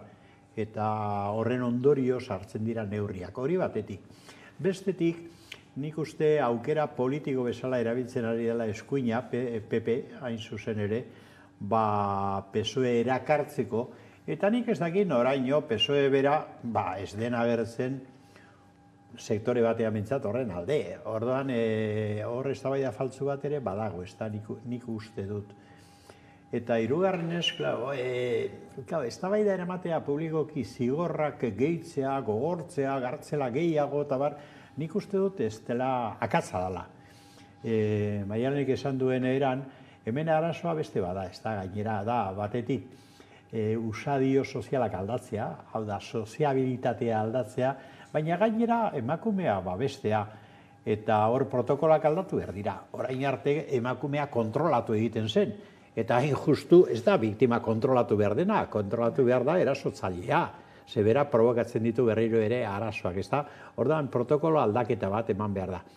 Badago beste debate bat, kontuz, erabili behar dugunaz, sar gaitezke bide erratu batean, eta da, ea epaileek egin behar duten zigorraren berapen bat, eta kontua da, zuk lege bat egiten baduzu, eta kaso txartu egin da dago, hori da arazoa, baina lege bat egiten baduzu, eta lege horretan aukera ematen bazaio, edo zein pertsonari zigortua egon arren, arintzeko bere zigorra, hori aplikatu egin behar da, esan edut, hori horrela da printzipio juridiko basiko bat, oinarrizkoa. Hemen gizarte aldaketa ez dugu bide penaletik nagusitu behar. Eta orduan, bide penala, ondo dago, beharrezkoa dalako batzutan, baina bide penala ez da absoluto bat. Da zemat eta gartzela zigor gehiago ez pentsa horregatik arazoa konpontzetik hurbilago gaudele. Eta orduan, kontu ze batzutan, jende aurrera salea, sartzen gara nahi gabe, eztabaida faltzu batzutan eta galtzeko diren eztabaidatan. Hori eskuinaren jarrera tipikoa da, zigorra, kartzela, eta gero indultoa aplikatzen dute, ezta? Batez ere beraien bandakoa badira. Bueno, kontuz horrekin. Horra ipatu duzu ez, esoek izan dezaken presioa bera ez, zer du azkenan lege honek hauteskunde kutsutik asko agian? Bai, asko, baina, niri harritu nahu ez, lege honek ekarri dauen, Karmelek esan dago munduan, ez, kontzientzia sozial bat, ez, ferozeko sarietan ikusi dugu zenbat, emakume bat eta gizon bat ere erasotua izan direla, biak, eta beste gizon batzuk hasi esaten ez, eurek ez zekitela hori salatu daitekenik. Bob Pop, humorista eta aktorea, ere azaldu da, bera esaten, bera ere biktima bat izan zela, bai erasotua izan zela, baina ezekiela hori salatu daitekenik, ez? Eta niretako hori da garrantzitsua, erasoak salatu daitezke, eta harritzekoa da, ez? Baina hori egisa da, ez? Eta ez bakarrik emakumeei, baizik eta badaz gizonak erasotzen dituzten beste gizon batzuk, ez? Eta hori bai salatu daiteke. Eta, Karmelok ondo adierazi dago moduan prozesua oso luzea da, eta hori aldatu beharra da, ez? Ni atzo egon nintzen Andrea Vitoria abeslariaren testimonioa entzuten, ez? Eta bera disko bat atara dau, non oso interesata handia da, nahi bat ez dute elkarrizketatu hemen. Bera disko bat atara dau, non adierazten dau, abestien bidez, bere bortxaketa. Eta bere bortxaketa 8 bider kontau izan behar zuen salaketa egiteko. 8 pertsona ezberdinei eta bizitzen guztia, ez? Eta oso prozeso latza izan zen, eta hori aldatu behar da, ez? Halako gauzak ez gertatzeko. Zenbat eta zenbat aldiz konta behar dozu gauza berbera, ez? Zenbat eta zenbat aldiz frogatu behar dozu bortxatua izan zarela. Horren esan daiteke ere egin batean ez, lege honen bueltan sortuen arrabotsu guztiak ere gaia sozializatzeko eman duela ez, komunikabideetan behintzat foku asko jarri da egia da ez, izan ez dakit ziren 270 bat zigor, moldatuak izan direnak eta bar, baina hala ere ez, zerbaiterako bai balio izan du aldaketa honek. Bai, noski, dudarik gabe, eta baita ere nik uste dut, saio bat egiteko, azken aldian dagoen halako kasuen goraldia geldiarazteko, ze ikaragarria da. Esan edot, uste dut, 10.000 kasu inguru kontabilizatu direla, eta horietatik 4.000 inguru izan dira zigortuak epaitegitan. Hori ere kontuan hartu behar da. Gero 200 piku kasutan revisio eman denean da bar, egundoko eskandaloa montatzen da, baina 4.000 eta piku zigortu izan dira 10.000 kasutik, ez da? Orduan, eskandaloa dena da, hainbat multiplikatzen diren kasuak eta batzuk oso larriak. Hain larria ze, emakumea hilda amaitu izan da, eta inkluso bere alaba edo hainbat kasutan, violentzia bikarioa deitzen den horren bitartez. Hau, benetan oso larria da. Gizartean debate hau ondo zentratzen badugu, benetan izan daiteke pedagogikoa, eta nik uste dut bakarri baiezkoa da baietza, printzipio pedagogiko hona da. Baina, klaro, eramaten bagaituzte beste terreno faltzu batera, inok ez du argirik egiten, da jentean nahastu egiten dugu. Nik benetan uste dut hor, Podemoseko ministroak eta akatz bat egin badute ez direlako konturatu edo ez dutelako ezagutza nahikorik izan, kode penala zer den eta justiziaren aplikazioa zer den, onartu beharko lukete hori. Eta zuzendu behar bada hori, zuzendu. Baina ez onartu behingoz lortu den printzipio nagusi hori, bakarri baiezkoa da baietza, hau da onarpena adostasuna egon behar dela emakumeen aldetik, harremana izateko, hori printzipio hori horretan nik ez dut uste atzera egin behar denik. Gero, Espainiara begira gaudela egin batean, mozalegearen erreformari buruzko negoziazioak berez gaur bukatzekoak ziren horra atzerapen bat, astebeteko atzerapena utzi zen, eta egia da ez, honek ere hainbat liskarre eragin dituela alderdien artean, ez jarraitu izan duzuen ez, hor bestak beste gomazko piloten bueltan bada eztabaida handi bat. Iala da ez, eta atzerapenak atzerapen, EH Bilduk printzipioz eskatu zituen egin bat gauza oraindik itxaroten ari die zer jasotzen duten, eta ez dakite legislatura hau amaitzerakoan jasoko dituzten ala ez. Baina, nire ustez jakin behar dugu nor dagoen boterean, eta naiz eta sozialista kareta jarri mozalegearen muinean ikusten da oraindik asko falta daila lortzeko askatasun printzipio bat eta benetan demokratikoa dena, ez? Protesta sozialak edo kaleko protestak era libre batean egitea oraindik ezin dugula, ez? Eta ikusten dugu botazko gomazko pelotak eta ez bakarrik hori, ez? Zenbat eta zenbat aldiz identifikatzen zaituztela protesta baten egotiagatik, eta ez bakarrik manifestatzaileei, baizik eta kazetariei ere, ez? Hainbat eta hainbat protesta egon dira, non kazetariek mobilarekin ezin izan ditugu arrazi katera identifikatu barik. Eta hori, ez demokratikoa ez herritar moduan, ez da ere kazetaritza libre bat egiteko, ez? Gobernuari ekin zitzaionean, mozal-legea beraia derogatu egingo zela, ez, esaten zuten? Bai, baina ohituta gaude tamalez, PSOE-ren kasuan behin da berriro gauza bat esan hauteskundeetan da kontrako egin. Gogoratu, orain mozal-legea da, ez da, baina lehenago ez duzu gogoratzen Corcuera legea. Corcuera, nik uste orain Corcuera peperen inguruan da bide batez esan da. Baina bertoko Bizkaiko sindikalista bazen, gero bere karrera politikoa egin zuen, oso okerra, eta barne ministro izan zen PSOErekin.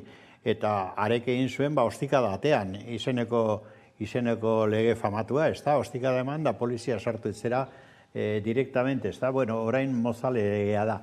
Claro, zer da mozal legea? Sánchezen gobernu progresistak, nonbait, aplikatzen duena. Lege hori da oso larria. Lehengunean hemen jenteak bide batez esan da,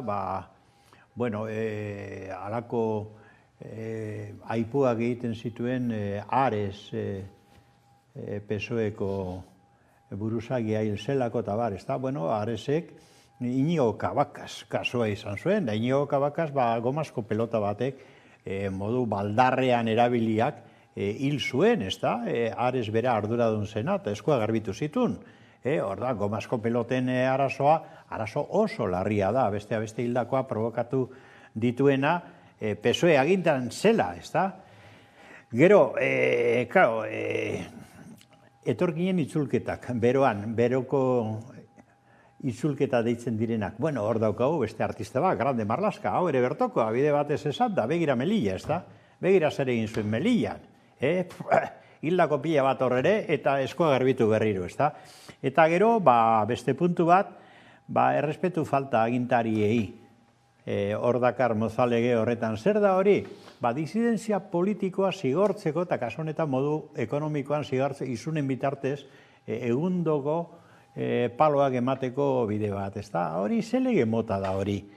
Hori da, atzerakoia era bat, eta PSOEk erabiltzen du, eta ez dukendu nahi, azken finean hori da kontu, ez da nik entzuten nion orain, Jon Iñarrituri esaten, bide horretatik eskoa, signora. Gau, luzatu dute, baina gaur arte, da ze gertatzen da. Egingo dute akordioen nik ez dut uste. Hauek benetan oso politika salagarria daramate arlo honetan, eta oinarrizko eskubideen kontrako politika bat. Praktikatzen dute.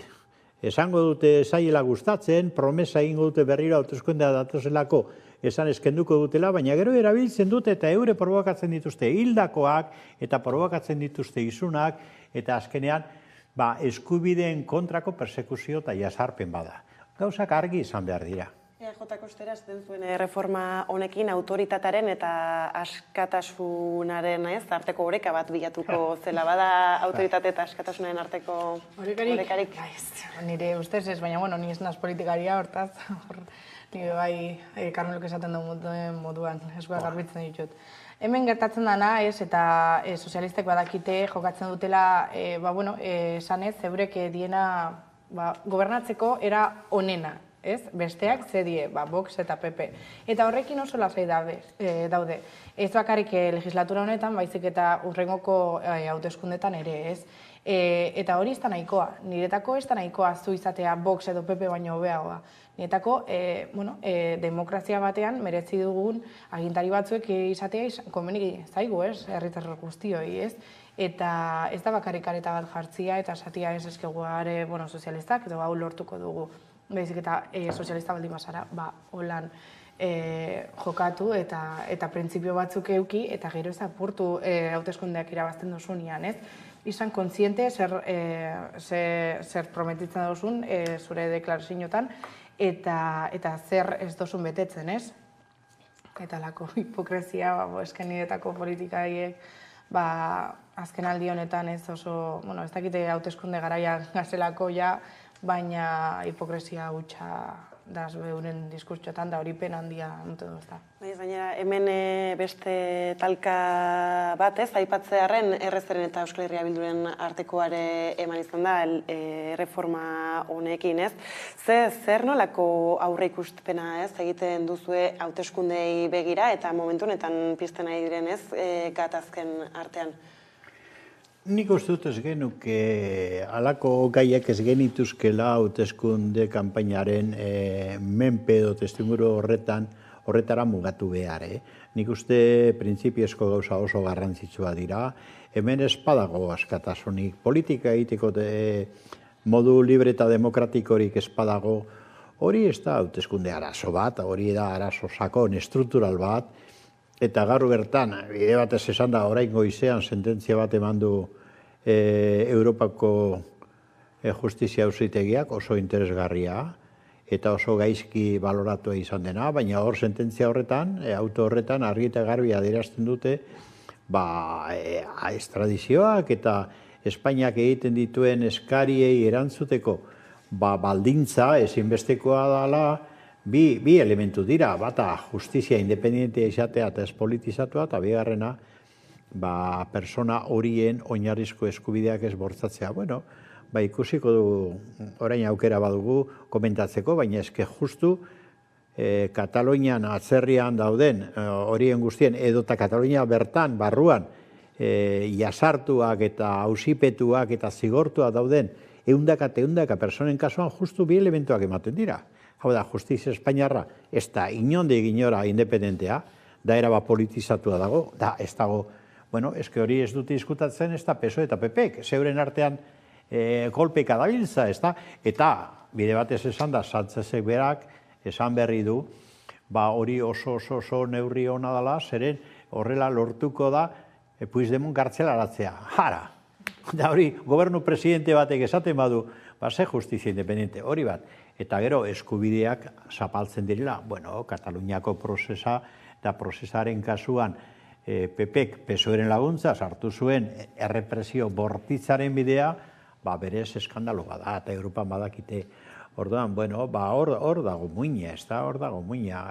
Muina ez da hauteskundeak, muina da ze eskubide dagoen edo ze errepresio erabiltzen den bide politikoen kontra. Hori da benetako muina, ez da, nik uste dut. Ez da Melensuk goiz honetan tarterik izan duzunez, albiste berri hau begiratzeko ez, orain aurrerantzean Kataluniako politikariek, kasu honetan erbestean direnek, beste bide batzuk topatu beharko dituzte. Bueno, ez antza denez, Europan badakite zelako politika egiten den Espainian, eta askotan salatu da, ez, eta ez da lehengo aldia hori pasatan dana. Baina ez dakit hemen zer gertatzen ari dan, supuestamente herrialde demokratiko batean alakoak ikustia, ez? Neri, ez dakit harritu, eski jasna harritzen, baina bai, pena eta mesfidantza asko ematen duzta. Honekin orain Ipar Euskal Herria begira jarriko gara, izan ere gaur greba eguna dute pentsioen reforma atzera botatzeko, ez? Hor besteak beste 74 urtera handitu nahi dute ez, pentsioa eskuratzeko EPEA, pieza bat ikustiko dugu orain Aiara de Urreta lankideak eginikoa ez, gaia kokatzeko, eta jarraituko dugu pentsioen bueltan eztabaidatzen. Protesta egun handia dute Ipar Euskal Herrian pentsio reformaren kontra. Astelehenean Frantziako Asambleara heldu zen egitasmoa eta Elisabeth Borne ministroak esan du erretiro hartzeko gutxieneko adina 74 urtera igotzeko plana negoziaezina dela. Izan ere, besteak beste, erretirorako eskubidea 72 urtetik 74 urtera igotzea eta pentsio osoa jasotzeko 43 urtez kotizatzea proposatu du Parisko gobernuak. Pentsio reformaren aurka egiteko protestak abiatu zituzten duela aste batzuk eta gaurkoa bigarren protesta bateratua da. Baionan, 10etan mobilizazioa abiatu da. Frantziako estatuan 200 bat manifestazio daude dituta eta poliziaren informazio zerbitzuen aurreikuspenen arabera manifestari gehiago espero dira oraingoan. Garraioan espero dira jarraipen zabalenak.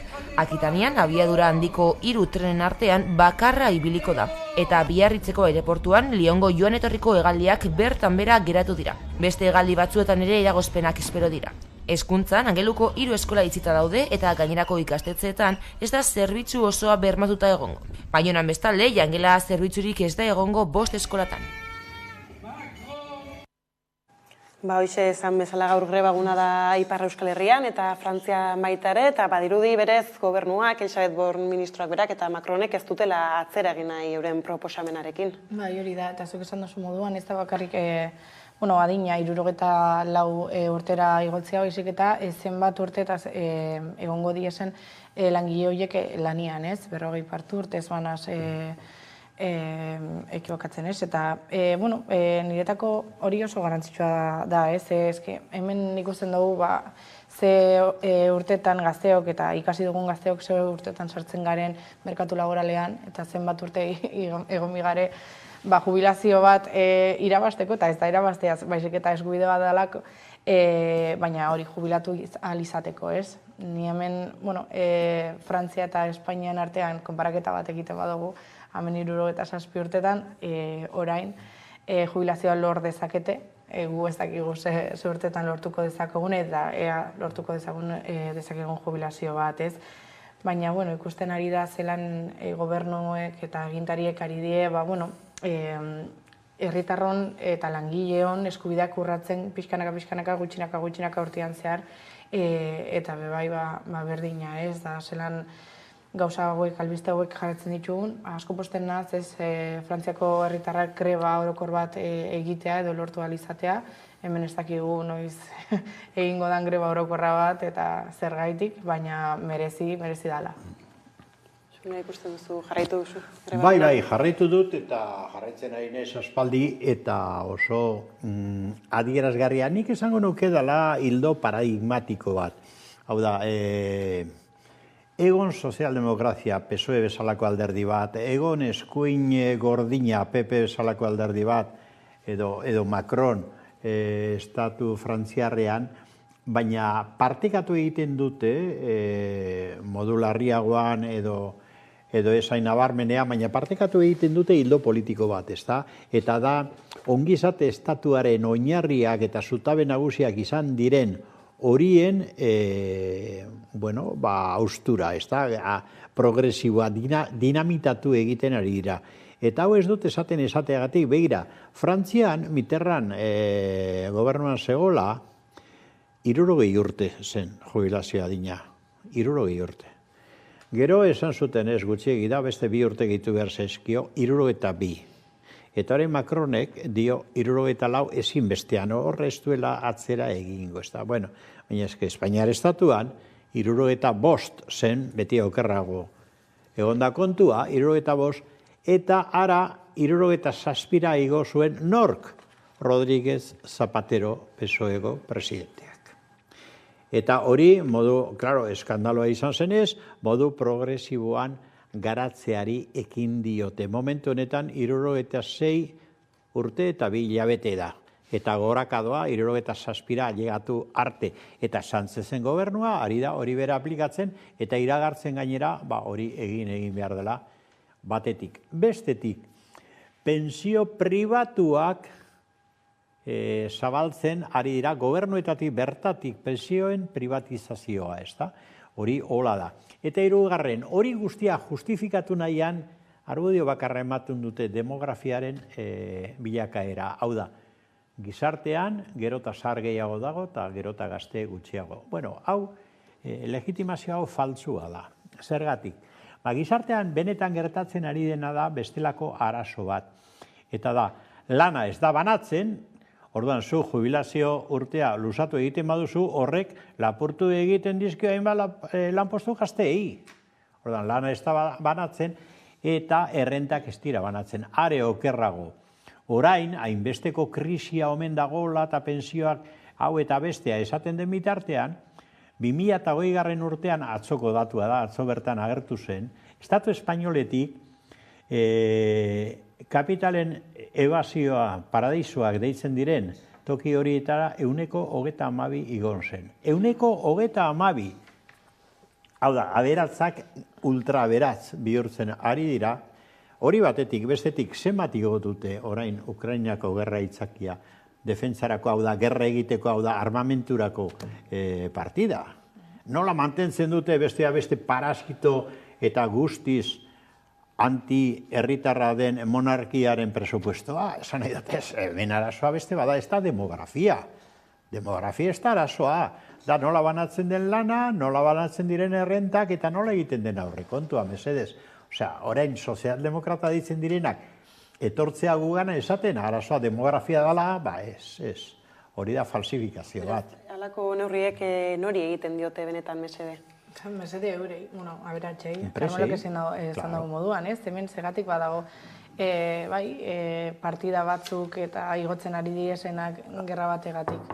Osa, ulertzen dut, baina defentsako zenbat bie dau defentsak gaur egun, ez? Eta zenbat behar dute pentsioek. ezin da kendu horretatik edo monarkiagatik. Eske hori ni badakit pixkat Espainia mailan utopia badala, monarkiari dirua kentzea. Baina mesedegarria dela, bai, eta ez dakit hemen bakarrik nire ustez pentsioen alde borrokatzen ari dezenak pentsio dunak dira bakarrik, eta nire ustez herritar guztiok egon beharko ginateke protesta horietan, eta benetan merezi dalako. Hori bada hemen ikustu den eredua, baina egia da gero Ipar Euskal Herrian eta Frantzian, mobilizazio uholdeak handiagoak izaten direla, eta kasu gaur bertan ikusterik badugu, zelan sektore askotako jendak bat egiten duen, udaletxeak ere itxi direla entzun dut goizan irratian, ez da gutxi. Bai, sektore askotan da oso mobilizazioan dira, baina nik uste serioa bat direla azterketan ere. Nik uste eskatu behar diegula jendeari eta komunikabidei serioak izatea. Hemen esaten da, zuk aipatu duzun, ez da, defentsa gastuak. Izan gaitezen serioa zentzu batean. Espainiako defentsa sistema berria bat. Espainiak ez dauka bere burua defendatzeko bitartekorik. Orain, atera denean Leopard gerra karroen kontu hori, halako batean, Margarita Robles, defentsa ministrari ipini dute, horrek denetarako balio du, nunbait, eta defentsa ministrari ipini dute pentsa, eta esan du berak, hain halako zuzena da hitz egiten ze, hain simple esango nuke, ze esan du, bai, 100 karro inguru badozkagu, baina egia esan, nahiko alperri galduta daude, da beharko genituzke konpondu, ze defentsa dauke Espainiak? Espainia daukan defentsa da, lerratzen dela Estatu Batuen menpe. Eta hori da, eta Estatu Batuak ipintzen ditu hemen nahi dituen baseak. Bai Andaluzian, bai Madrid inguruan, da bai Euskal Herrian, bide batez esan da. Erabiltzen ditu hor bardeazeko zerak, eta orduan, ez da serioa, zetako diru pila bat gastatu berez birria bat den defensa sistema horretan, zetako. Batzuk posteko, batez ere Amerikarrak, ez da, eta negozia armakin aberastu egiten direnako. Ez da serioa. Nik uste dut Estatu Frantsesean gauza hauek beste maila intelektual batetik ere aztertzen direla komunikabideetan besteak beste. Nik uste dut behar dugula hemen serie maila bat azterketak egiten. Bada, Ipar Euskal Herria begira beste gai bati helduko diogu orain, izan ere orain gutxi herriurra aurkeztu zuen, Seaskak, eta hor beste deklarazio batzuek ere hartu zuten protagonismoa, izan ere irailaren 14an, Frantziako Hezkuntza Ministerioarekin batu ziren, hainbat hautetsi, Euskal Erakunde Publikoko kideak ere tarteko, eta hortaz hitz egiteko pantailaren beste aldean badugu Peio Jorajuria, Seaskako lehendakaria, kaixo? Kaixo? Tira, aipatu dugu, nolabait ere mespretsua bada, Frantzitik zuengana badatorrena, zer gertatu da eta nola uler daiteke irailetik, hainbat hilabete pasata erantzunik jaso ez izana? Iraila baino lehen gu mobilizatu ginen diaz eta hainbat ekitaldi antolatu genituen eta uztailan erantziguten, Seaskarekin ez dugu hitz eginen, baina bai hautetxiekin eta hautetxiei erantzunen diegu eta hor antolatu zen iraileko hitzordu hori. Irailean hautetxi guztiak biziki baikor atera ziren, baina geroztik isiltasun hutsa badugu, gaiari ez diote erantzun nahi, eta hori biziki kezkagarri da, eta bai mespretsu hitza baliatu dugu, horrela bizi baitugu. Gureetako, burasuendako, irakasleendako eta batez ere ikasleendako, jakitea martxoan heldu diren azterketak ze hizkuntzetan egitanko diren, oinarrizko galderak dira eta ez dute erantzun nahi.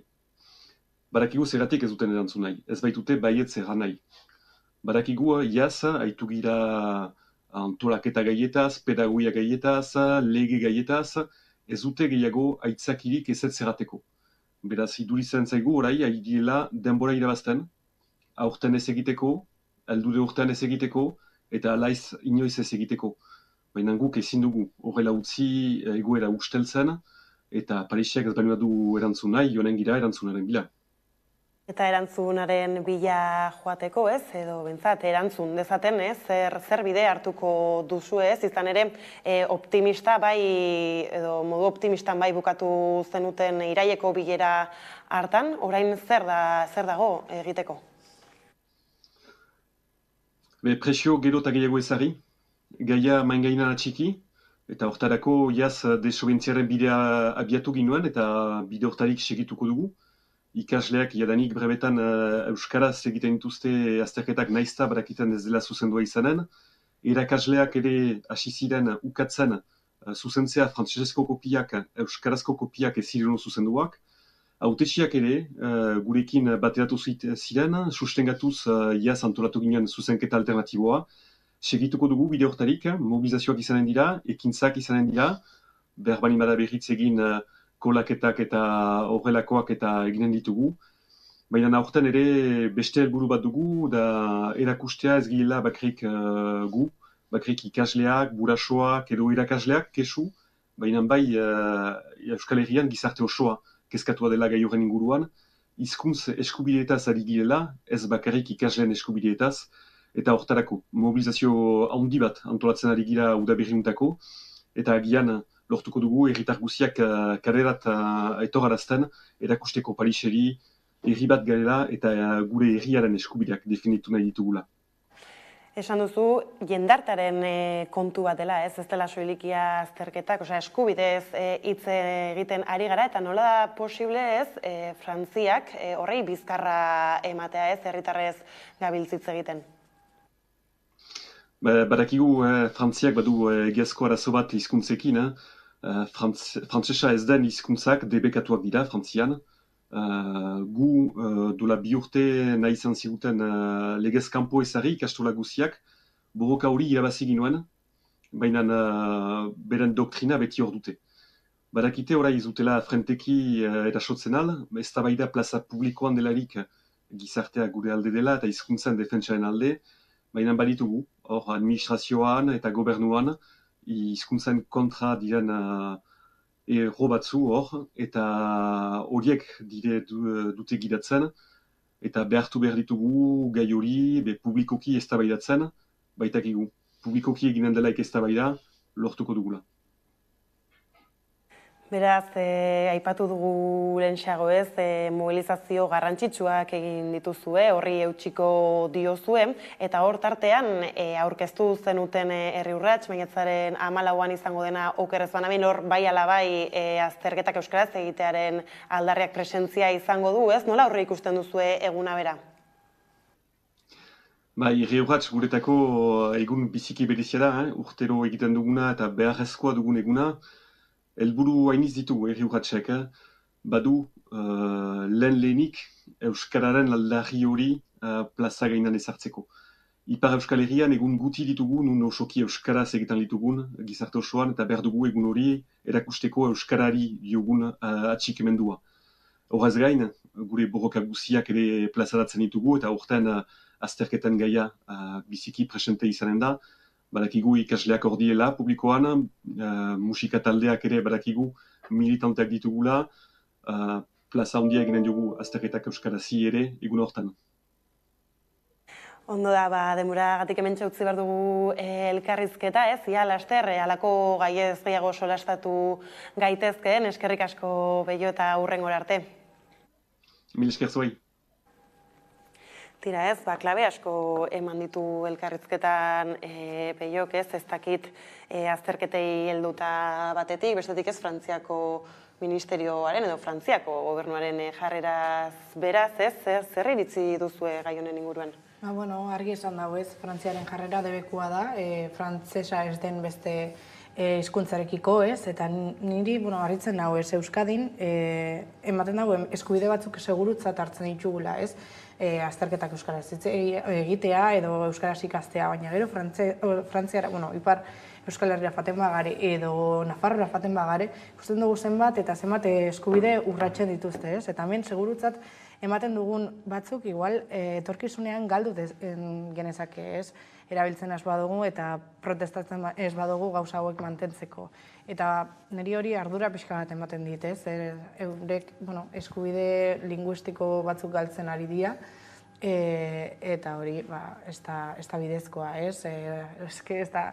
Ez da suposatzen esebez euskaraz gaztea eta azterketak egitea oso gauza basiko bat da, eta nietako Frantziako gobernua imposizio horretan atzera pasu bat eman beharko du, eta bera daki horregatik hiltasunaz erantzuten dago, ez?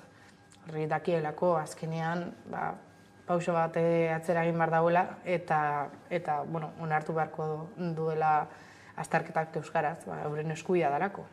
Bai, ez, gainera hasian aipatu dugun bilera horretan, irailaren 14koan, Euskal Herritik joan zirenak, pozik irten ziren, behintzat ez, bazirudielako erantzun bat izango zutela, eta, Peiok berak adierazi izan duenez, euretaz trufatu egin ziren.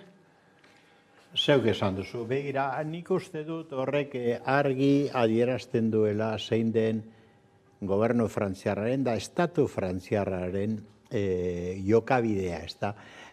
Konstituzioan dakarte, la langue française la seule langue, hau da, hizkuntza bakarra frantzesa da, Frantziar estatu osoan, beste guztia fuera, ez da. Claro, orduan zer egin dute? Denpora irabazi edo denpora galdu, nahi duzun bezala. Lehenengo, gauza bat, nik uste iparraldetik gauza bat eginda inoiz egin behar ez dena, eta da utzi beste aldeari hautatzen zure ordezkariak. Horra logika zehazkak ordezkaria egin behar zuten. Zergatik zehazka, gurasoak, ikasleak, irakasleak izan direlako borrokaren bitartez lortu den apurra lortu dutenak, eta hor perspektiba hori daukatenak, ni txalotzen du zehazka benetan, bere irmotasunagatik eta argitasunagatik. Baina, gobernu frantzesa dio ez, zehazkarekin ez, ni nahi du bildu beste hauekin. Eta handoaz, inozo, eta gainera bileratik irteten dira, irailaren 15ean desaten dute. Jarrera aldaketa bat sumatzen dugu. Bai, jarrera aldaketa bat, pasa dira 4 hilabete eta ez dira mugitu. Hau da, engainatu egin dituzte, eta gero dator, hain zuzen ere, Euskararen erakunde publikoko ordezkari bat, Antxon Kurrutxaga, eta dio, behar bada inusentegiak izan ginen. Jakina. Orduan, hau, esango nuke, aipatzen da Senpere, Herri Urratz, Maiatzaren 14, hau ez da iparraldeko arazo bat, hau euskaldun guztion arazoa da. Estatu frantzesak arazoa dauka eta euki behar du euskaldun guztiokin. Euskara izan behar da ofiziale Euskal Herri osoan, baina zer da? Baina ze konstituzio frantziar eta ze demontre.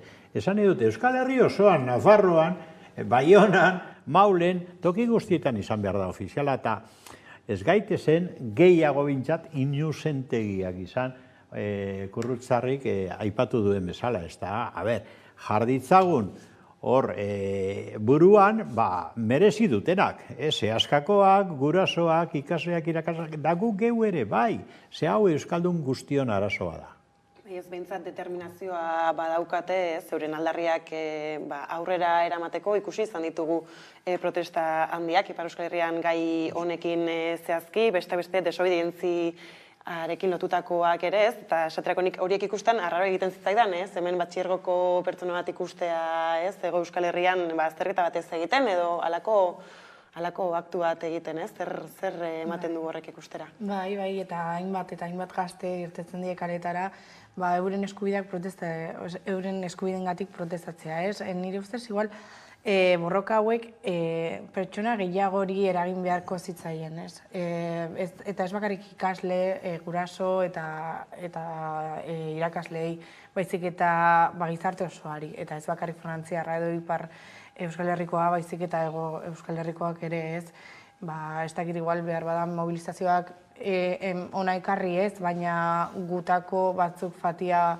horra eurekin movimentu berbera babesteko edo euren protestak babesteko ere ez, nahikoa, ez dakit indar falta dan, baina behintzat laguntza eskaini edo eurekin Karmelok esan dago moduan, ez dalako bakarrik eurentzako eskubide urratxo baizik eta Euskal Herrian bizidik garen guztiontzat eta euskaraz mintzatzen garen guztiontzat. Baina esan du Peio Jora Juriak ere ez dutela erantzuten Frantziatik baiezko erantzun beharko luketelako, utzi beharko luketelako azterketak euskaraz egiten. Ez dute nahi. Hau da, ez dute nahi euskara garatzea. Baina, guk nik uste dut guk geuk euskaldunok ikuspuntu aldatu egin behar dugu. Da, bi adibide jarriko ditut, hezkuntza legea. Zer dela eta orain hasten gara EAE, hau da, Gipuzkoa, Bizkaia eta Arabarako hezkuntza lege bat antolatzen. Zergatik ez dugu hezkuntza legea antolatzen Euskal Herri osorako? Hori lehenengo kontua, ez da? Hori da referentea. Eta gero, gainera, azten gara, hori nahiko ez balitz ikastolen kontra, sektore bat. Esaten, ikastola pribatua dira, eta bat. Ikastola dira gaur egun, ikastolen federazioa, da gaur egun Euskal Herri osoan zentroa dituen, sare bakarra. Zerbait balioko du horrek, ez da? Kritikak egindak gizkioke, baina Euskal Herri mailako sare bakarra, zehaskarekin batera, eta bat, hori da, ikastolena da, hori bat. Bi, unibertsitatea, begira, nik izan ditut, bakan batzuk, iparraldetik etorritako unibertsitatea ikasleak hemen Leioan. Bakan batzuk, egundo garazoak izan dituzte. Basoaz iparraldera eta ze alternatiba ematen zaie Euskara ikasi duten zehazkan edo, ikasi duten ikaslei, nik esango dizu Bordel eta Paue. Eta zergaitik ezin dira hurbilago daukate Donosti? Zergaitik ezin dira integratu modu naturalean, edo zergaitik Euskal Herriko Unibertsitatea, Euskal Herrikoa baldin bada ezin ditu zentroak ireki, adibidez Uztaritzen, edo Baionan, edo Maulen. Baina zertan gabiltza, zergaitik euskaldunok ez gara hasten ikuspuntu aldatuz Euskal Herriti begiratzen. Hori da. Premisa horrekin amaituko dugu, ez? Aipatituzunak ziurrenik beste batean ere heldu halko diegu. Beraz, eskerrik asko biei gaur ona gerturatzearren. Eta hementxe utziko dugu gaurkoz magazina, laster albiste gehiagorekin bueltatuko gara. Haupa, hemen eskakitaneko, pello. Beno, hemen dakazue bat bi, gure azken bideoklipa, eta espero denok disfrutatzea, bale? Elkar ikusiko dugu azken kontzertuan. Patxo bat!